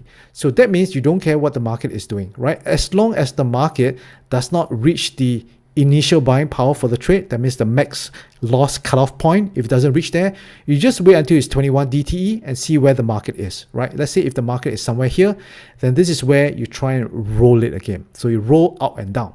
So if at this point, if the market is really below the short put, then you can actually still roll it down for a credit, right? Roll out and down. But the problem is that you may not roll down as far, right? You may not be able to get a strike price that is much, much lower, and it could still be in the money. But on the other side is that if the market at 21 DT actually went up, then chances are that you don't even have to roll at all, right? Or if the market actually comes down to where it's at the money, then you can actually roll for a much better strike price, much lower at the same time. Because it's at 21 DT, you can always go back to the 45 DT. So this way, your theta decay is still reasonable, right? Compared to if you were to roll all the way out to about 90 DT or even 100 plus DT. All right, so these are the 6 steps to put on the short put strategy for small accounts. And hopefully if you follow all the steps and things go in your favor, then you should be able to see, an outcome something like this. By the way, if you like this video so far, please subscribe and also click the thumbs up button. And also do get your free copy of the Options Income Blueprint, where I share the top 3 option strategies that help you generate a consistent income each month, trading just 1 to 2 hours a day, right? So if you want to go ahead to get this copy, just head on over to optionswithdavis.com/blueprint. All right, back to the video. So as always, I'm going to just have a very quick recap on what the wheel strategy is. So basically, you just start off by selling a cash secured put. So a cash secured put, basically what you want to do, the goal is to get the premium. And if let's say the market actually closes below your cash secured put, you're going to get assigned on the 100 shares. So when you have the 100 shares, what you want to do is you're going to sell the covered call. Now you can sell the covered call at the place where you sold the cash secured put, or you can sell it above the cash secured put place where you're assigned the 100 shares, so you can also get the intrinsic value gain on the 100 shares. And then once let's say the market goes above your cover call, you're going to have your shares called away, and then you're going to have position back to 0, and then you keep doing this. So for the wheel strategy for small accounts, there are 2 methods for stock selection, and this is something that I've already covered previously in another video. So that one I get into more detail, where I go into the details of these 2 methods. So if you haven't watched the video, you can go ahead and watch that. I'll put the link at the top right hand corner. But just for a very quick overview, basically there are 2 methods when people do the wheel strategy, right? So the first method is to focus purely on the extrinsic value gains. That means all you're concerned about is getting as much premium from your cash secured put and your covered calls. So the stock selection for this is pretty straightforward and simple, and that is to look for stocks with very high implied volatility, right? Because the higher the implied volatility, the more premiums you're going to get, and that's what a lot of people want to do when they're doing the wheel strategy. But for me personally, I do not go with method 1. I go more for method 2 because I want to be focused more on intrinsic value. That means I want to ensure that the stocks that I choose will have a very good chance to go up in the long term, right? That it will always go up in the long term, as opposed to stocks which are mainly for high IV.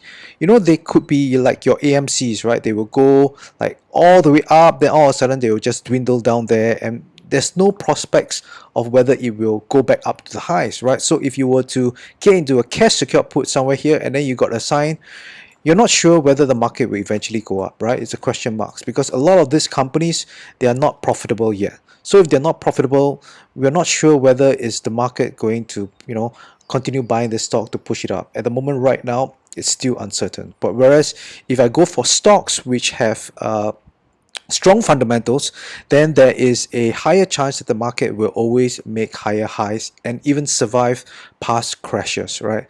So I'm more focused on this method, where it's more for intrinsic value and it has moderately high extrinsic value gains. So basically I also go for stocks that are tech stocks. So these tech stocks generally have higher implied volatility compared to other types of stocks like consumer stocks, and all that, right? So that is for method two. So basically for this, I look for stocks with moderately high IV plus strong fundamentals and history of surviving crashes. So there is much more work to do compared to method one, because method one, all you have to do is just, use any stock scanner, look for high implied volatility, and you just decide which stocks you want to go for. But for method two, you have to really dive deep into the stock itself. You want to know that the stock has actually good fundamentals, and by that I mean there's increasing revenue, it's increasing profits, they have strong free cash flow, the assets are more than the liabilities, right? And also it has the history of surviving crashes, right? Has it survived, the 2000.com crash, survived 2008 crash, the pandemic crash, and everything has gone higher since. So this is the method I go more for. In fact, it's the only method I use for my investing, for my trading as well, because I want to have the comfort of knowing that there's a good chance that the market will always go up, especially right now when the market is crashing. If you are caught in certain stocks where you do the wheel strategy, there's high IV, and you're caught like maybe AMC, maybe you got it down here. Right now, you're not sure whether is it going to go back up, right? So it's very uncertain. So I prefer the safety net that the market has a better chance of going up in the long term. That is why I go more for method two. Now, when doing the wheel strategy, diversification is very important, right? Because the last thing you want to do is put your funds into just one position and the market tanks and you run out of funds to continue the wheel strategy. Because if your funds are very limited, you may have very little options in terms of stocks, right? Your stock selection will be much lesser. So let's say, for example, if you only have $10,000 to play with, let's say you only $10,000 for the wheel strategy, and you found a stock, say maybe Starbucks, right? Starbucks maybe is around $80. So what that means is that you can pretty much only have one position on, right? Because one position, if you sell a cash account put on it and you get exercised on it, you're going to get long 100 shares, and this $80 is going to be basically $8,000 in capital. And with a $10,000 capital, you only can have one position, right? But what happens if the market continues to crash after you entered into this position? Then you basically be stuck, right? You can only sit on your hands and you cannot get into more positions, and you've stopped your ability to get income, right? Which is what the wheel strategy really is about, right? The wheel strategy is about just generating income over and over again over time, right? You can always be selling cash account put and covered call, but if you are stuck in a position where your entry price is so high, let's say your entry price is over here, this is where you entered your positions, right? Your entry price, and then right now the market has crashed all the way down here. Right at this point of time, you cannot sell any covered call at this price because it's just too far away. There's not enough premiums. And I've spoken to a number of people. A number of people have emailed me asking me what can they do, whether they can sell a covered call below the entry price. Now, while that is an option, it is always a risk, because if there's a chance, let's say for example, there's some news that really moves the market, right? It could be news that maybe the war stops or the Fed stops the quantitative tightening. The market may take it very positively. It may really rally up, and at this point of time, you can't really roll your cover call up. So you become stuck in a position where you have this loss, right? You're stuck in this loss from where you entered and where your shares get caught away. So while you could do the cover call below your entry price, is a little bit risky, and generally I tend to stay away from that. But I do know that some people actually do that, right?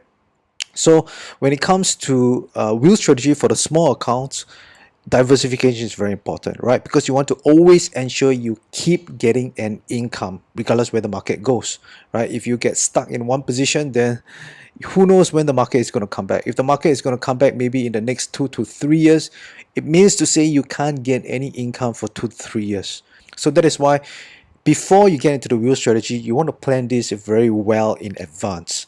So when it comes to diversification, there are two types, right? You have horizontal diversification, and because there is limited funds in your small account, I would say that you want to go for ideally 3 to 5 low to no correlation stock or ETFs with one position each, right? Again, you have very limited funds. So you want no correlation, low to no correlation, because if the stock of all the stocks that you chose are all correlated. Well, if one was to crash, then all is going to crash. So it's as though you just have one stock position, right?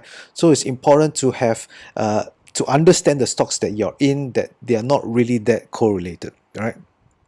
The other diversification is vertical diversification. That is to have just one core stock or ETF with multiple entry levels each. All right, so this is the horizontal diversification. So basically, you have 3 to 5 low to no correlation stocks or ETFs with one position each. And let's say you have $20,000 in account. So maybe this is what you might want to do, right? You have 4 stocks with allocation of around $5,000 each in 4 different sectors, right? Hopefully, they are all uncorrelated or not as correlated as possible, right? So maybe you have one in the tech sector, you allocate probably $5,000. You want in the healthcare, 5,500. You have one in the consumer, right, 4,500, and another one in the financial sector, $5,000. And the thing is that although they may have not that much correlation, right, let's say you choose 4 stocks that are not that highly correlated, but in the event that the market crashes, when the market crashes, everything will sell off.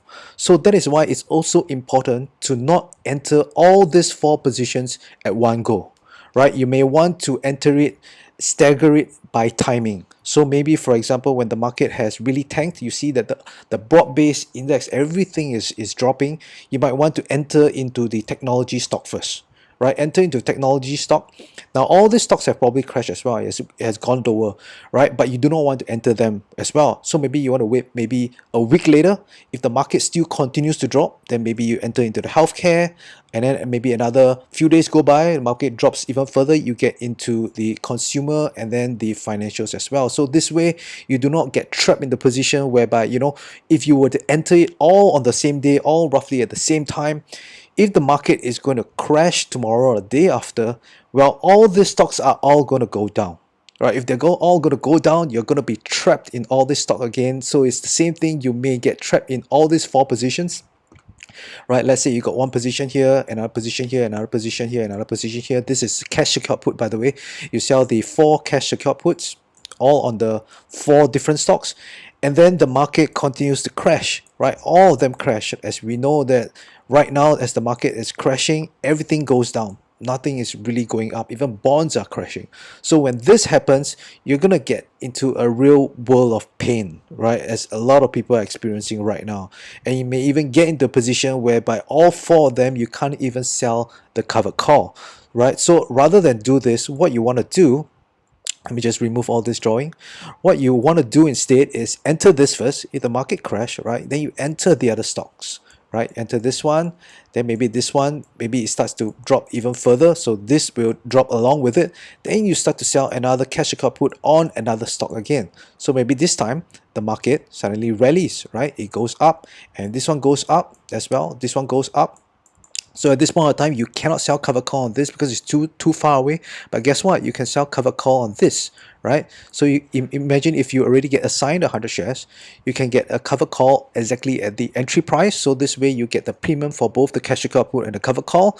But for this, guess what? Your cash account put might just expire worthless. Or maybe you're lucky enough, you get assigned already before the market rallies, and then you can sell a cover call above. So this way you get both the premiums on the cash account put and the cover call. At the same time, you get the capital gains on the stock, right? The intrinsic value from here to here. So this way, this stock may be stuck, but guess what? You have this stock to make some income. This stock makes some income as well. So this is how you want to protect yourself in the event where the market crashes. Now, of course, the downside to that is that if the moment you enter the first one, if the market suddenly rallies, then you may not have a chance to enter this 2, 3, 4 other stocks, right? So you would just have one position making money, which is not as much as compared to if you have 4 positions on. But there's always a trade-off. So you want to think when the market, which is more painful for you, missing out on profits or getting into all 4 positions and then being caught and not being able to sell an income,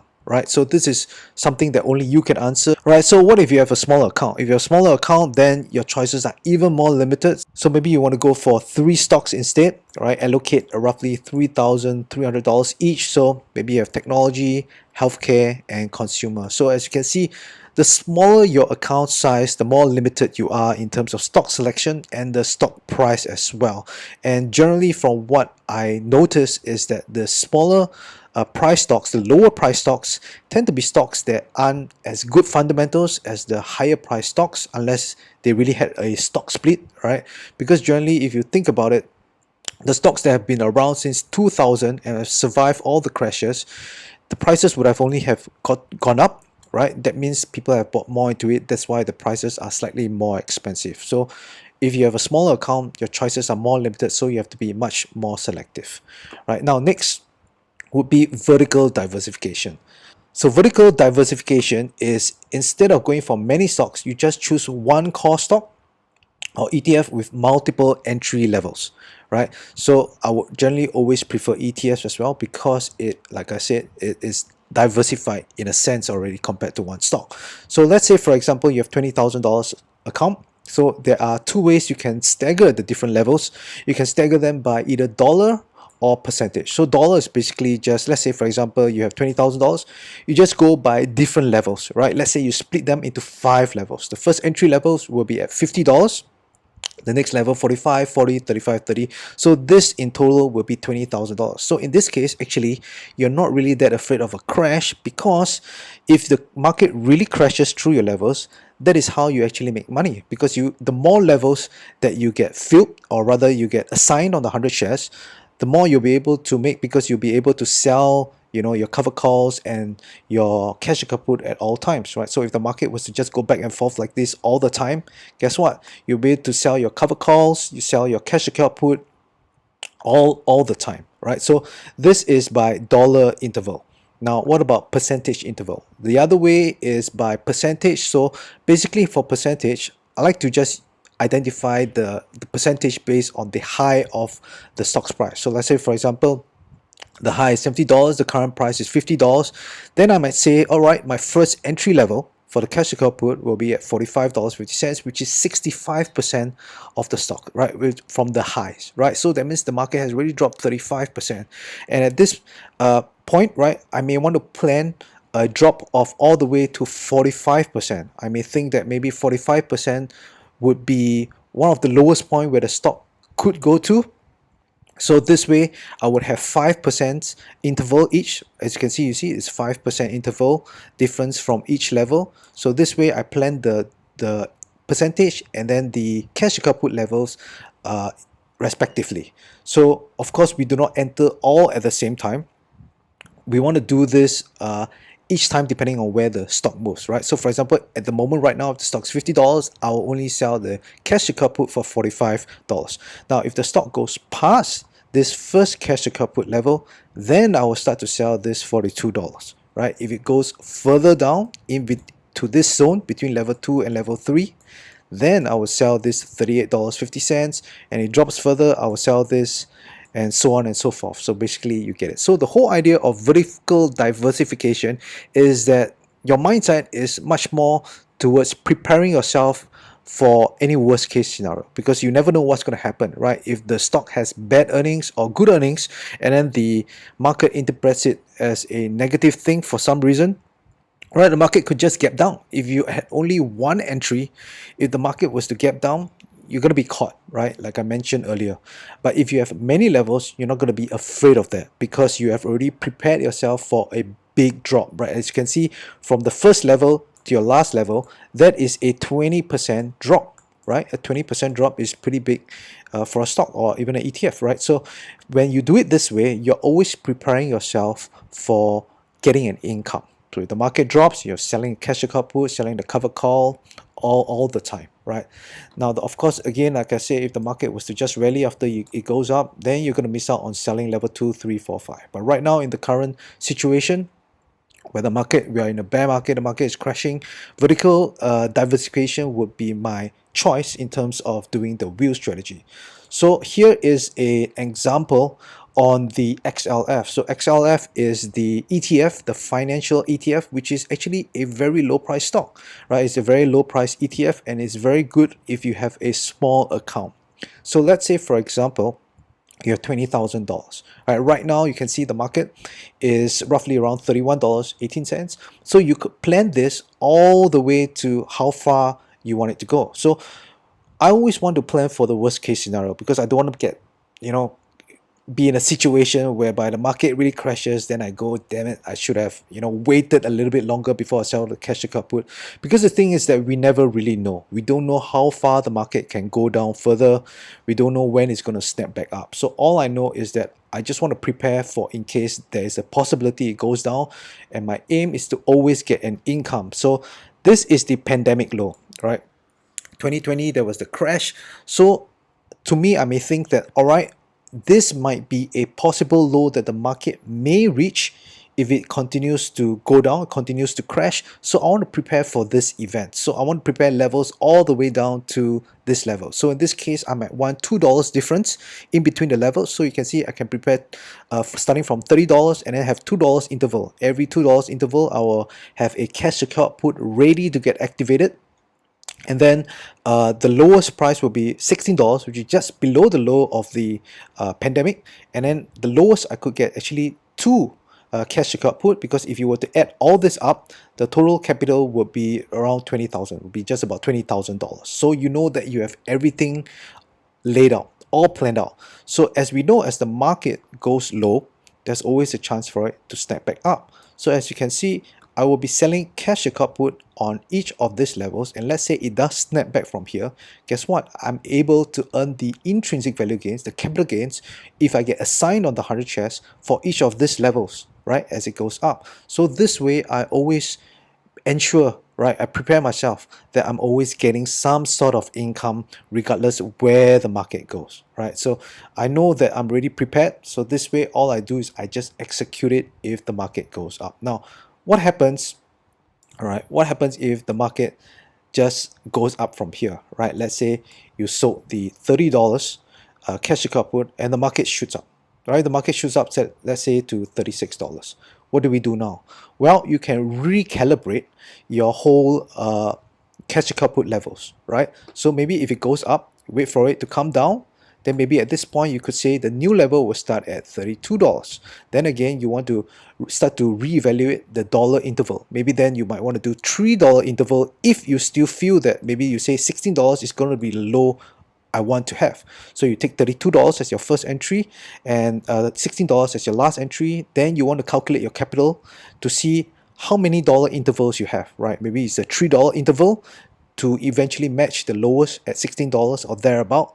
And then basically this is how you do it, right, for the vertical diversification. Now, if you have a $10,000 account, it's going to be a little bit more difficult to get more levels, as you can see. So you might only be able to do 4 levels for $10,000, but you still be able to plan yourself, to the lowest level, $18, right? So this is just one alternative, right? Maybe you're more optimistic. If you're more optimistic, you might say that, hey, I think $26 could be, a very good price to get in. That will be the lowest. So you may not even want these 2 levels. So in this case, it means that you still have more funds to do additional 2 levels, right?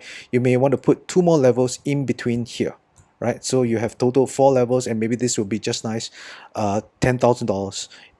Use up the $10,000 capital in your account. So basically, you can see it's very versatile in how you can arrange the levels for the wheel strategy.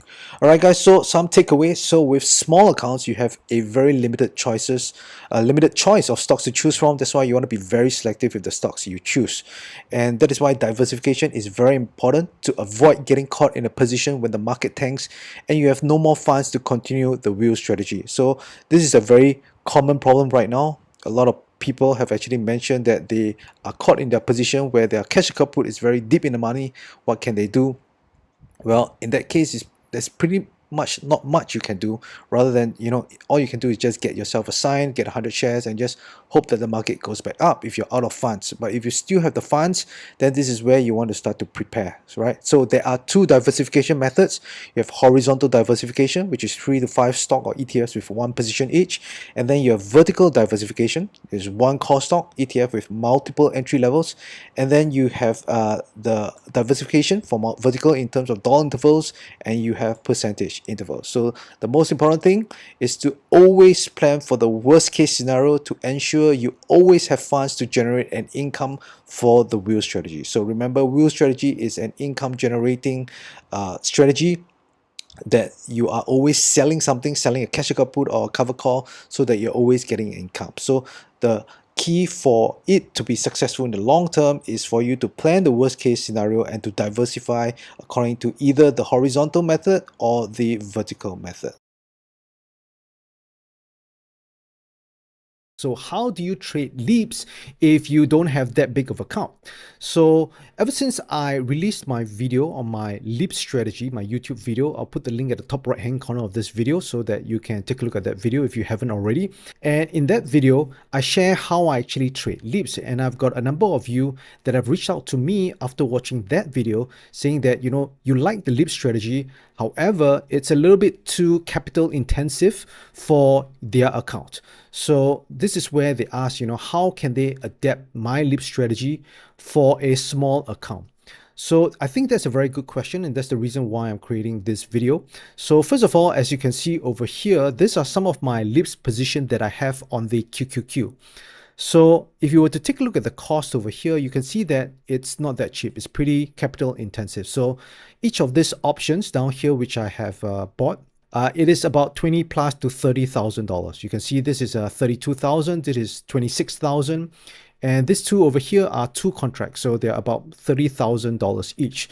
So how can you trade leaps if you don't have that big of a capital? Let's say, for example, you have 10,000 and lesser.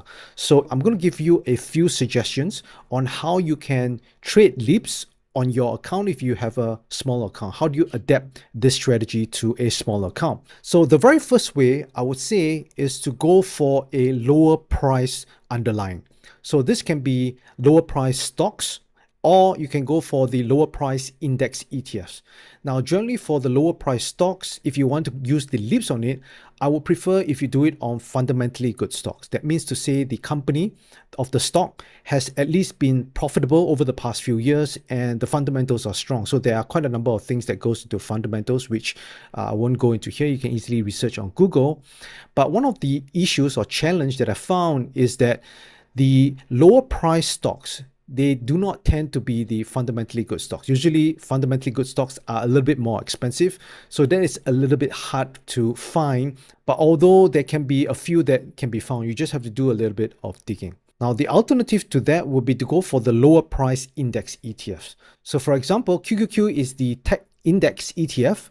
So if I was to go to one of these options down here to buy the leaps. So generally for myself, I like to go very far dated ones, very far DTE. So as you can see, this one is about 519, but when I first put it on, it was much higher. So let's just say we go for the furthest one, 883. And usually I like to go for around 70 to 90 deltas. So if you go for 90 deltas, there will be more intrinsic value, less extrinsic value, which is what we really want when we are trading leaps, because when you're buying options, extrinsic value is always against us. So when you go for the higher delta, as you can see over here, the extrinsic value gets lesser. And if you're not already aware, over time, as we get closer to expiration, this extrinsic value will slowly start to go down to eventually become zero at expiration. So that is why when you go for the higher delta, you're going to have lesser extrinsic value, which has less impact to reduce your overall value of your options. If you will go to the 70 delta one, let's just say we go to the extreme over here, 70 delta, which is actually fine, by the way, as long as you don't go until too far out of money, like let's say, for example, 50 delta, that is going to be pretty much all extrinsic value, as you can see over here. So with the 70 delta one, it's going to be much cheaper, but you're going to have more extrinsic value. That means to say, if the market do not go up as quickly over time, then all this extrinsic value will slowly start to go down to zero. So over here, you can see that if you go for the lower delta, it's going to be much cheaper than if you go for the one at 90 delta. As you can see over here, this is $303 on the ask, which just means it's about $30,000 per option contract. Now, on the other end, for the 70 delta one, you can see it's about $130. That's about $13,000. So that's still quite expensive, right? Especially if your account size is less than $10,000. So the alternative for this QQQ Tech Index ETF would be XLK. So XLK It's also the index ETF for the technology sector, as you can see over here. And it's actually lower priced than QQQ. This is $260, whereas QQQ is at $562. So naturally, the options are going to be more expensive over here. So let us take a look at XLK. Now, one thing about XLK is that the options are not as tight of a bid-ask spread compared to QQQ. So if I was to go to the same 883 days, you can see that the spread is generally wider. It's about $10 wide. So if you don't mind this, this is one alternative that you can do. And let's just say we go for the 90 delta option. It's about $126. So this will cost you about $12,000. And if you go to about 70 deltas, let's say somewhere around here, or maybe even 80 deltas, somewhere around here, it's going to be much lesser. So it's going to be somewhere in the vicinity of around $6,000 to $8,000 per contract. So this is going to be less expensive, less capital intensive compared to QQQ. So this is one alternative that you can consider if you want to consider a tech index ETF. Now, if you find XLK still a little bit too expensive, maybe because your account size is much smaller, then the other alternative would be to use the other index ETF, which is the financial index ETF, and that is XLF. So XLF, if you're not familiar, basically this tracks all the financial stocks. And let me just very quickly show you the chart as well. So as you can see, this is the XLF. And this is also what I consider a positive drift underlying as well, because over the long term, it wants to go up. Now, of course, it has a very big crash in 2008, mainly because it is the financial crisis. So being a financial index ETF, this really take a very big hit. It went from about $30 or so. It dropped down to the single digit dollar, right? Maybe around $5. So it was a really big crash. But after that, the market starts to pick up and eventually it breaks through the highs and it continued going up. So this is one of the underlyings that you can consider because the price is not that high. So if we were to take a look at the call lips options for this, and we were to go to 883 days as well, the furthest dated one, and we go to, let's say, the highest delta, which is around 90 delta, it only costs you about $27, which is about $2,700. And the extrinsic value, relatively is not that high as well. It's only about $1.93. So that means to say you pretty much retain a lot of the value, even though XLF do not move, let's say after the expiration date, 883 days later, the price pretty much is at the same price as when you first bought the lips. So all you're going to lose is just this extrinsic value because the remainder is the intrinsic value, and intrinsic value does not decay over time. So if you were to go for the 70 delta, it's going to be much less expensive as well. It's going to be about $11. So it's going to cost you only about $1,100. So XLF is going to be one consideration if you don't mind the risk attached to it. So the question is, how did this strategy do over the past 5 years on XLF? So for this, let's head on over to the tastytrade platform where you can access the backtesting tool. So the backtesting tool is going to be, a pretty good tool for you to at least analyze any strategy that you want over the past few years before you actually put on the trade. So if you see the backtest has a chance of it being profitable, then at least you're going to have a better chance of it being profitable when you start placing the trade live. So any strategy you want to put on, I would say if you do not have any statistics to back up that certain strategy that you're trading, at least lean on the backtesting tool to kind of get an idea as to how it can perform over the past number of years. So at least it gives you a better indication of how it might perform in the next few years. So over here, I've already populated some of the fields over here. You can see I put XLF and we're just going to test over the past 5 years. And the delta that we're going to choose usually, like I mentioned, is 70 to 90 delta. So for this example, I'm going to put 80 delta. And the expiration date is anything from 365 days and above. So for this, I'm just going to put 365 days. And I'm going to exit at around 90 DTs. So basically, we want to exit the options before the theta decay really kicks in. So the theta decay really kicks in somewhere from 45 days and below. Right, so if you want to play it a little bit safer, whereby the theta decay does not really kick in, then you can go for somewhere around 60 to 90 DTs. So anywhere from that range is absolutely fine. So in this case, I'm just going to use 90 DTEs, and then I'm just going to hit the run back test, and let us take a look at how it performed over the past 5 years. Okay, so the results are out, and overall, it is going to be net profitable. Although sometime in 2022, it's going to have a drawdown period, which is natural because this is a bullish strategy, and 2022 was a bear market. So naturally, the strategy is going to be in a drawdown. So the return for your used capital is going to be about 208%. Drawdown is about 40%. So if we were to compare this to if you were to just buy and hold the stock, it's going to be a better performance. So if you were to just buy and hold the stock, it's about 135%. So 280% is much higher than that. But at the same time, your drawdown is going to be higher as well. So if you were to just buy XLF and hold it, the drawdown is going to be only about 25%. So if you were to use the leaps, the drawdown is naturally going to be higher. Why? Because this is a leverage position.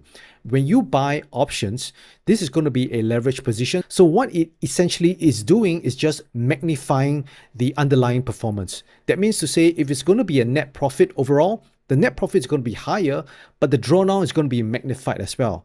And at the same time, if let's say, for example, it's going to be a loss. So let's say if we were to take a look at 2022 by itself, then XLF is going to be in a loss. If you're going to use leaps on that period, then your loss is going to be magnified as well. So you're going to probably have a bigger negative return compared to if you were to buy and hold stock. So this is very important to understand when you're trading leaps. So the most important thing is that as long as you continue in the position, let's just say that you want to be in the position for the long term, then as long as the underlying goes up, your performance, your results is going to eventually going to be a net positive as well. That is why it's important to choose a positive delta underlying either index ETF or a fundamentally good stock.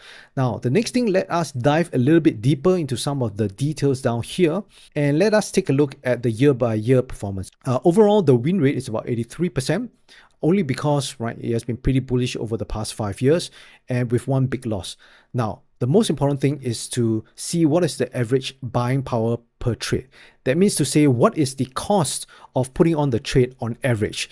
So it's $763. That means to say, if you have an account size that is 5,000 or smaller, you can definitely put on the leap strategy on your account with XLF. So let us go to the details, or rather the trade by trade analysis at the logs over here, and let's take a look at how much it would have cost you per option. So you can see that this is the buying power. So the average about 700 plus, as mentioned in the details section. So when you first put it on, right, it's roughly around 585, then 695, 835, 923. Now here's what's the most important thing to understand. So whenever you have a profit, after you roll it, you're usually going to use lesser of the total amount.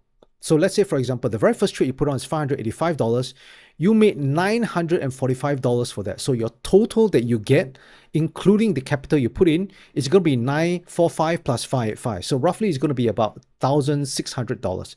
Now, when you roll it, generally we want to roll it back to the same delta that you have used previously. So if you have used 80 delta previously, then you're just going to roll to 80 delta. And at a point of time, you can see that for this roll, it's going to cost you $695. So out of the total of $1,600, that you have in the capital based on this transaction, you're only going to use about $700 for the next trade. So you pretty much have some leftover.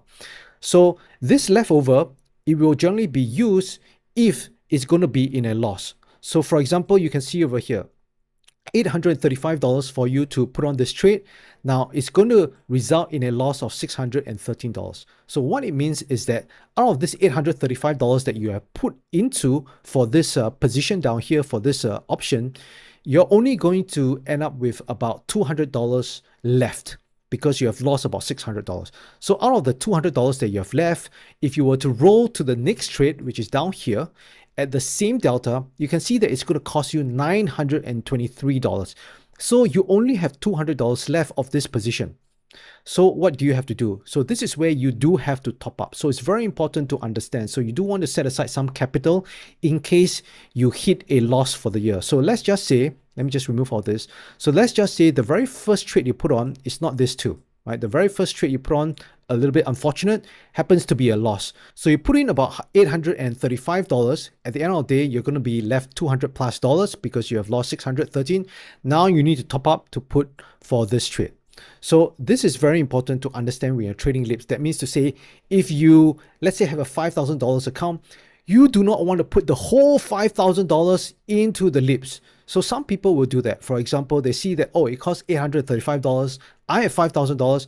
I'm just going to max out my capital to buy all the LIP position that I can get with the 5,000. No, you do not want to do that, because you have to expect that certain trades can be a loss where you do need to top up. So this is very important to understand. All right, so this is the first way that you can trade LIPS if you have a small account. Now, the next way that you can trade LIPS with a small account is to modify the DTE a little bit. That means to say, instead of going for the very far out DTE like 800 plus days, you want to go to a shorter term. So I would say somewhere around 180 days if you want to have a lower cost for your LIPS, because you will find that if you go for the lower DTE, the cost also drops as well. So if I was to compare this, so let's just say I was to go to around 80 deltas. 80 deltas, you can see over here, is only $83. And if we compare this to the 883 days at around 80 delta, so let me just go all the way up, you will see that the 80 deltas here is going to cost much more. So 80 deltas is the same delta, but it's going to cost you more than 2 times the cost of one on the 180 DTE. So this is one way that you can work around if you have a smaller account. So this will still be considered LIPS, because LIPS generally, at least the technical term, is anywhere from 180 days to higher. So at the minimum, let's just go for around 180 days. And if you want to make the price even less expensive, then what you can do is you can go to around the 70 deltas, because what you notice, like I've showed earlier, if you go for the lower delta, you're going to have generally a lower price for the option compared to if you go for the higher delta. So if I was to go to 90 delta, you can see that this is about $138 on the ask. So this is going to be more than 2 times the cost of the 70 delta. And 70 delta, I would say, is the lowest delta you want to go, because any lower than that, the extrinsic value is going to start to increase, where it's going to pretty much be all extrinsic value in your options. That means to say, if the underlying, so for this, I'm using SPY as an example, which you can definitely use, especially if you're more risk averse. You don't like to go for the tech index where it can be much more volatile. So S&P 500 will be less volatile. And using this method, you can actually put it on a smaller account if you go for the 180 DT. So why you do not want to go for the really out of the money options down here, even though they are so much cheaper, is that what if the next 5 years, the market just goes sideways? If it goes sideways, then pretty much what's going to happen is you're going to lose all the value down here. So that means your option is pretty much all going to zero. And that's not what I like. So if you were to go for the higher delta ones, at least your extrinsic value is not that high. So you do have some buffer in case if the market just goes sideways, you do not lose as much. So if you want to go for a lower cost, you can definitely go for the 70 delta one. So it's going to cost you about $5,500 to put one of these options on. So again, let's take a look at the performance. Very important. We always want to lean on statistics, results, to take a look and see how it would have performed over the past 5 years. So again, let's head on over to the backtesting tool, and I've already populated the fields over here. So I'm going to go with 70 delta, and over here I choose 180 deltas. Now for the exit at the specific DTE, I'm going to put 45 DTE instead of the 60 to 90, because if you're going to put the 90 DTE, while it's possible, you're going to be much more active. You're going to roll it much more often.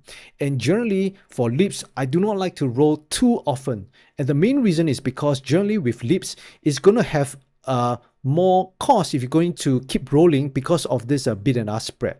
So every time when you roll, you're losing to the bid and ask spread.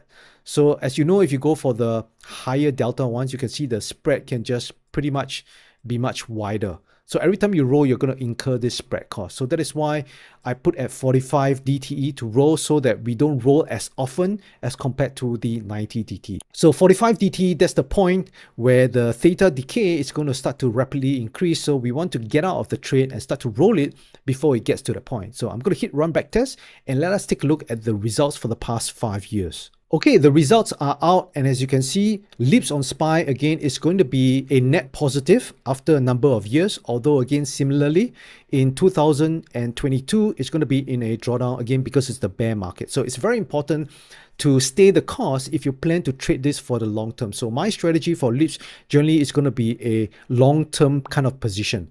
So we can take a look at the returns over here. It's 249%, and the drawdown is going to be about 53%. So the drawdown is going to be pretty high as well. And again, like I mentioned, it's because we magnify the underlying results. So how did SPY perform if you just buy and hold? So if you were to take a look at the buy and hold position down here, the return is 94%. So by using LIPS, you dramatically magnify the return. So you're going to get a much higher return, but at the same time, of course, your drawdown is going to be more than if you were to just buy and hold. Buy and hold is about negative 25%. So with LIPS, you're going to magnify both the profits as well as the loss. Next, let us take a look at the details and have a more detailed look as to how it performed in terms of the trade by trade. So the profit rate is about 69%, again, because over the past 5 years, mostly it's bullish. And what about the average buying power? So the average buying power is about $4,000. So if you have account size about $10,000, this is going to be okay as well. So next, let's take a look at the very important log section, because now it tells us what is the amount that we might have to top up if it's going to be a loss for the year.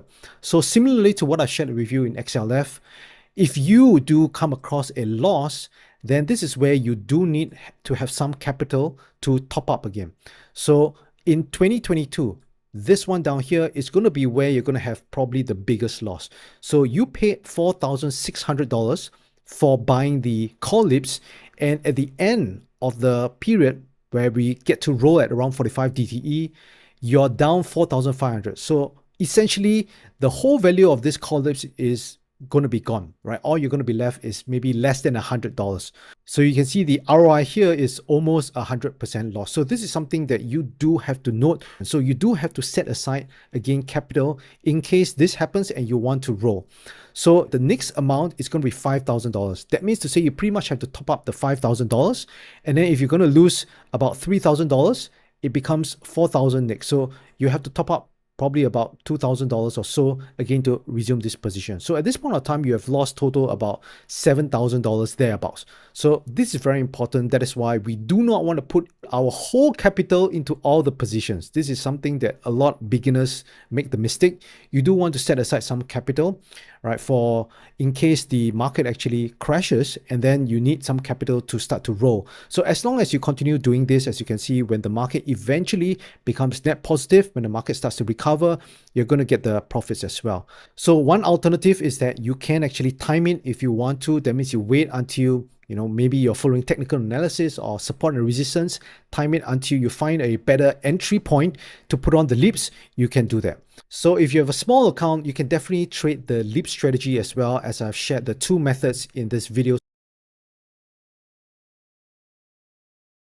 So how exactly should you be trading the cover call strategy if you have a small account? And more importantly, how do you go about doing the stock selection, especially if you don't have that many stocks that you can choose due to the limited size of your account? So not too long ago, I was pretty much asked this very question. So as you can see over here, this is somebody that has asked me this question. So the question is this: Hey Davis, thanks for sharing your knowledge. How can I select companies to use with the cover call strategy if I have a small account? I like to choose stocks that is less than or equal to $20. I have a couple of stocks like Riot, INTC, etc. But the premium in those cases is very low. So as you can see, if you do not have that big of an account, then the stock selection is going to be a little bit challenging. And unfortunately, you don't have that many choices that you can go for, because my preference when it comes to the cover call strategy is to go for stocks that are actually considered fundamentally strong. So if you go for stocks that are less than $20, usually there is not that many selection. So what do you do in this case? First of all, there are two options that you can do if you want to trade the cover call strategy with a small account. So the very first option is like what this person pretty much have been doing, right? Just buy 100 shares of low price stocks and sell a cover call on it. So the cover call position is pretty much just 100 shares of stock and then a short call option for them. Okay, now this is the first option. Now the second option is that you can actually trade the PMCC on higher price stocks. And with higher price stocks, you can actually have much more selection in terms of choosing better stocks, because the higher price stocks usually are the ones that are fundamentally good stocks. So choosing this kind of stocks is actually my preferred choice when doing the covered call. But because you have a small account, instead of trading the traditional covered call strategy, what you can do instead is to trade the PMCC, as I mentioned here. So what is the PMCC? So the PMCC, in case you're not aware of, it's called the poor man's covered call. And no, you do not have to be poor to trade this strategy. Basically, it is a synthetic position to kind of mimic the cover call strategy, but this time using options.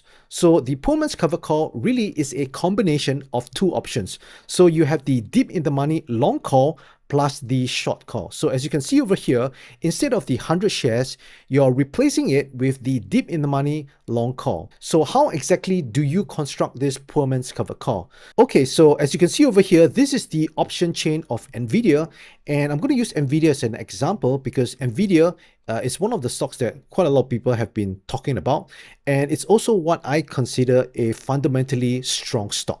Okay, so before I get into that, I want to first show you how you can construct the poor man's covered call on NVIDIA, where the price is actually pretty high, around $142, which is much higher than the $20 which the person was actually asking about.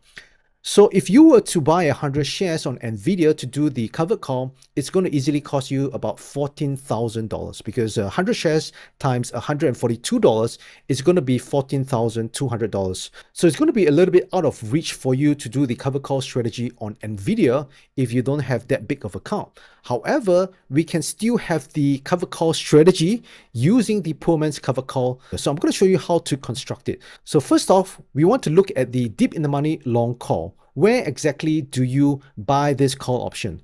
So we are looking at somewhere around 60 to around 120 DTEs. So anything within this range is going to be pretty okay.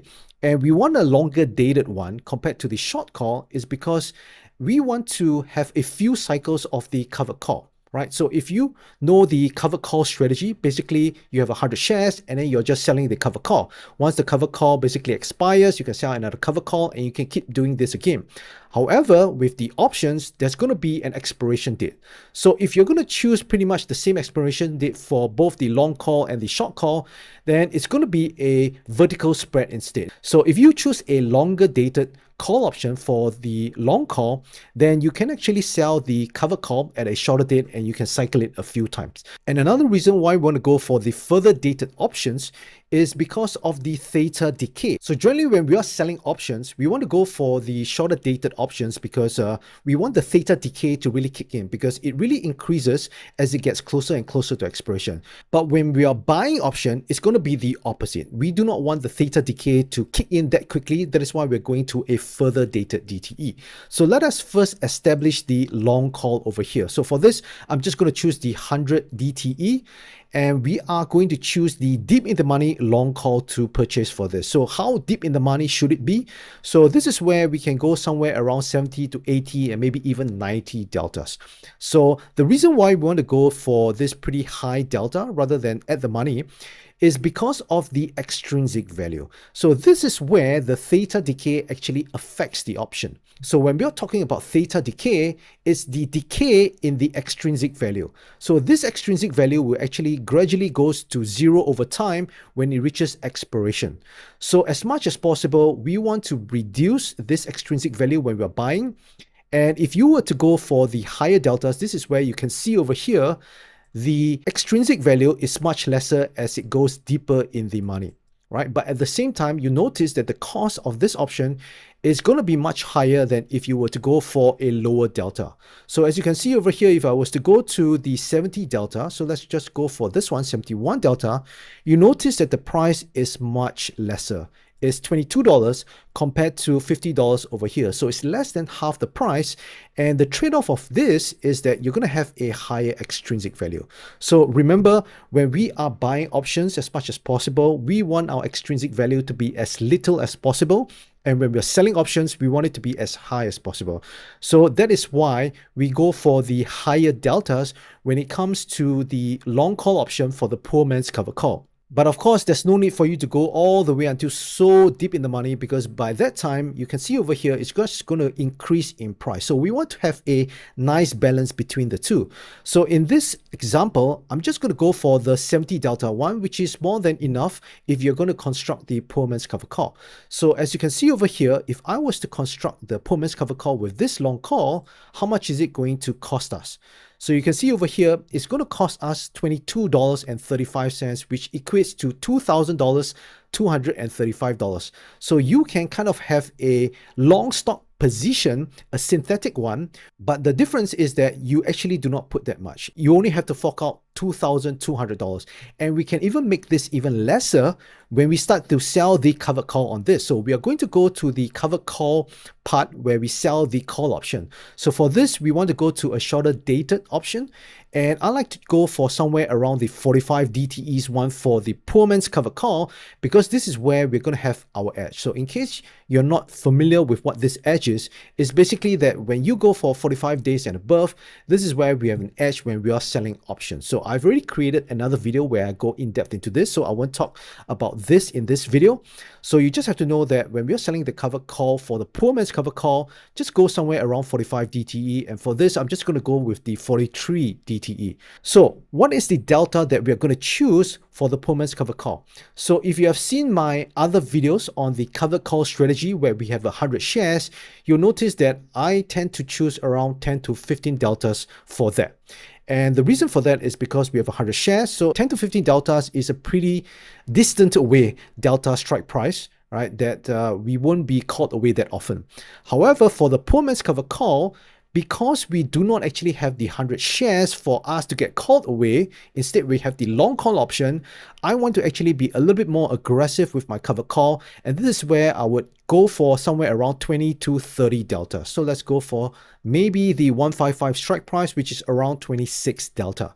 So as you can see over here, after I have sold this call option, my total for this poor man's covered call is $19.60, which is equals to $1,960 for you to put up a synthetic covered call position, which is the poor man's covered call. And what you notice is that now, even though you have a small account, you're still able to put on the covered call strategy using options alone. So with the poor man's covered call, no longer are you restricted to just a very small pool of stocks that is much lower price. But now you can actually go for higher price stocks, like for example, Nvidia. And this is where you can actually have a better selection of stocks, because like I mentioned, usually the higher price stocks are the ones where you have the fundamentally good stocks. Okay, so the next important question that I want to get into is basically, which is the better option? So I've shared with you the two options that you can do the cover call strategy on if you have a small account. So the very first option is to buy 100 shares of low price stocks and to sell a covered call on that. That is the most cleanest way to do a covered call strategy. And you have option 2, and that is to trade the poor man's covered call on higher price stocks, where you can access those fundamentally good stocks, and you can have pretty much a very similar position as the covered call strategy, but this time using only options. So of the two, which is a better choice? Now for me, my preference would always be option 2. And the main reason is because for the covered call strategy, the stock selection is actually the most important part, because you can go for the low price stocks, but if this low price stocks doesn't actually go up, then guess what? You're going to lose money on your covered call position. So that is why option 2 would be the preferred choice. Now, of course, there's going to be some trade-offs, because if you go with option 1, you can hold on to the stocks for a long period of time because there's no expiration date on your stock. So if you're the kind of person that really like the stock a lot, then if you go for this option, then yes, you can just hold on to the stocks for a long time. But the problem with this option is that you usually do not have fundamentally strong stocks, and that makes it more challenging for you to actually be profitable on the strategy itself. So let me just show you an example of what I mean over here. So as you can see, this person over here have mentioned Riot. So let's take a look at Riot. So if I was to go to Riot over here on the chart, let's take a look at the price action. So if I was to zoom up to, let's say, the weekly time frame, take a look at how the stock has been performing. So the cover call strategy is a bullish strategy. That means to say, You want the stock to actually go up over the long term in order for the strategy to be net profitable over the long term. But if you get into the stock when the price is somewhere around here, then as you can see over here, it's going to be pretty difficult for you to be profitable on the covered call strategy. And let's take a look at the longer term as well and see how has this actually performed over the past number of years. And as you can see, Riot is really going to be a very difficult stock for you to be profitable if you're going to trade the covered call strategy, especially you can see over here. If you had entered somewhere around here, then guess what? You're most likely going to be stuck in this stock all the way pretty much until now. So the cover call strategy on Riot is just going to be very, very difficult. And this is a common pattern where the price of the stock actually just collapsed from very high when the company is actually not fundamentally strong. That means it's not even profitable over the past few years. So if I was to go to finance, Google, all right, over here, Google Finance, and if we take a look at Riot to see how well it has been performing in terms of the income statement, you can see over here, right, if we click on this annual, it has actually not been consistently profitable. Now, of course, in 2024, it's profitable, but before that, you can see that it's not profitable, and it pretty much has reflected in the stock price. But what if we talk about fundamentally strong stocks? So let's say, for example, NVIDIA. So let us take a look at NVIDIA and see how did it perform in terms of the profit and loss over the past few years. You can see that over the past few quarters, it's been profitable, right? The net income and the revenue pretty much have been growing. And if we take a look at the annual income statement, you can see that it's pretty much increasing as well.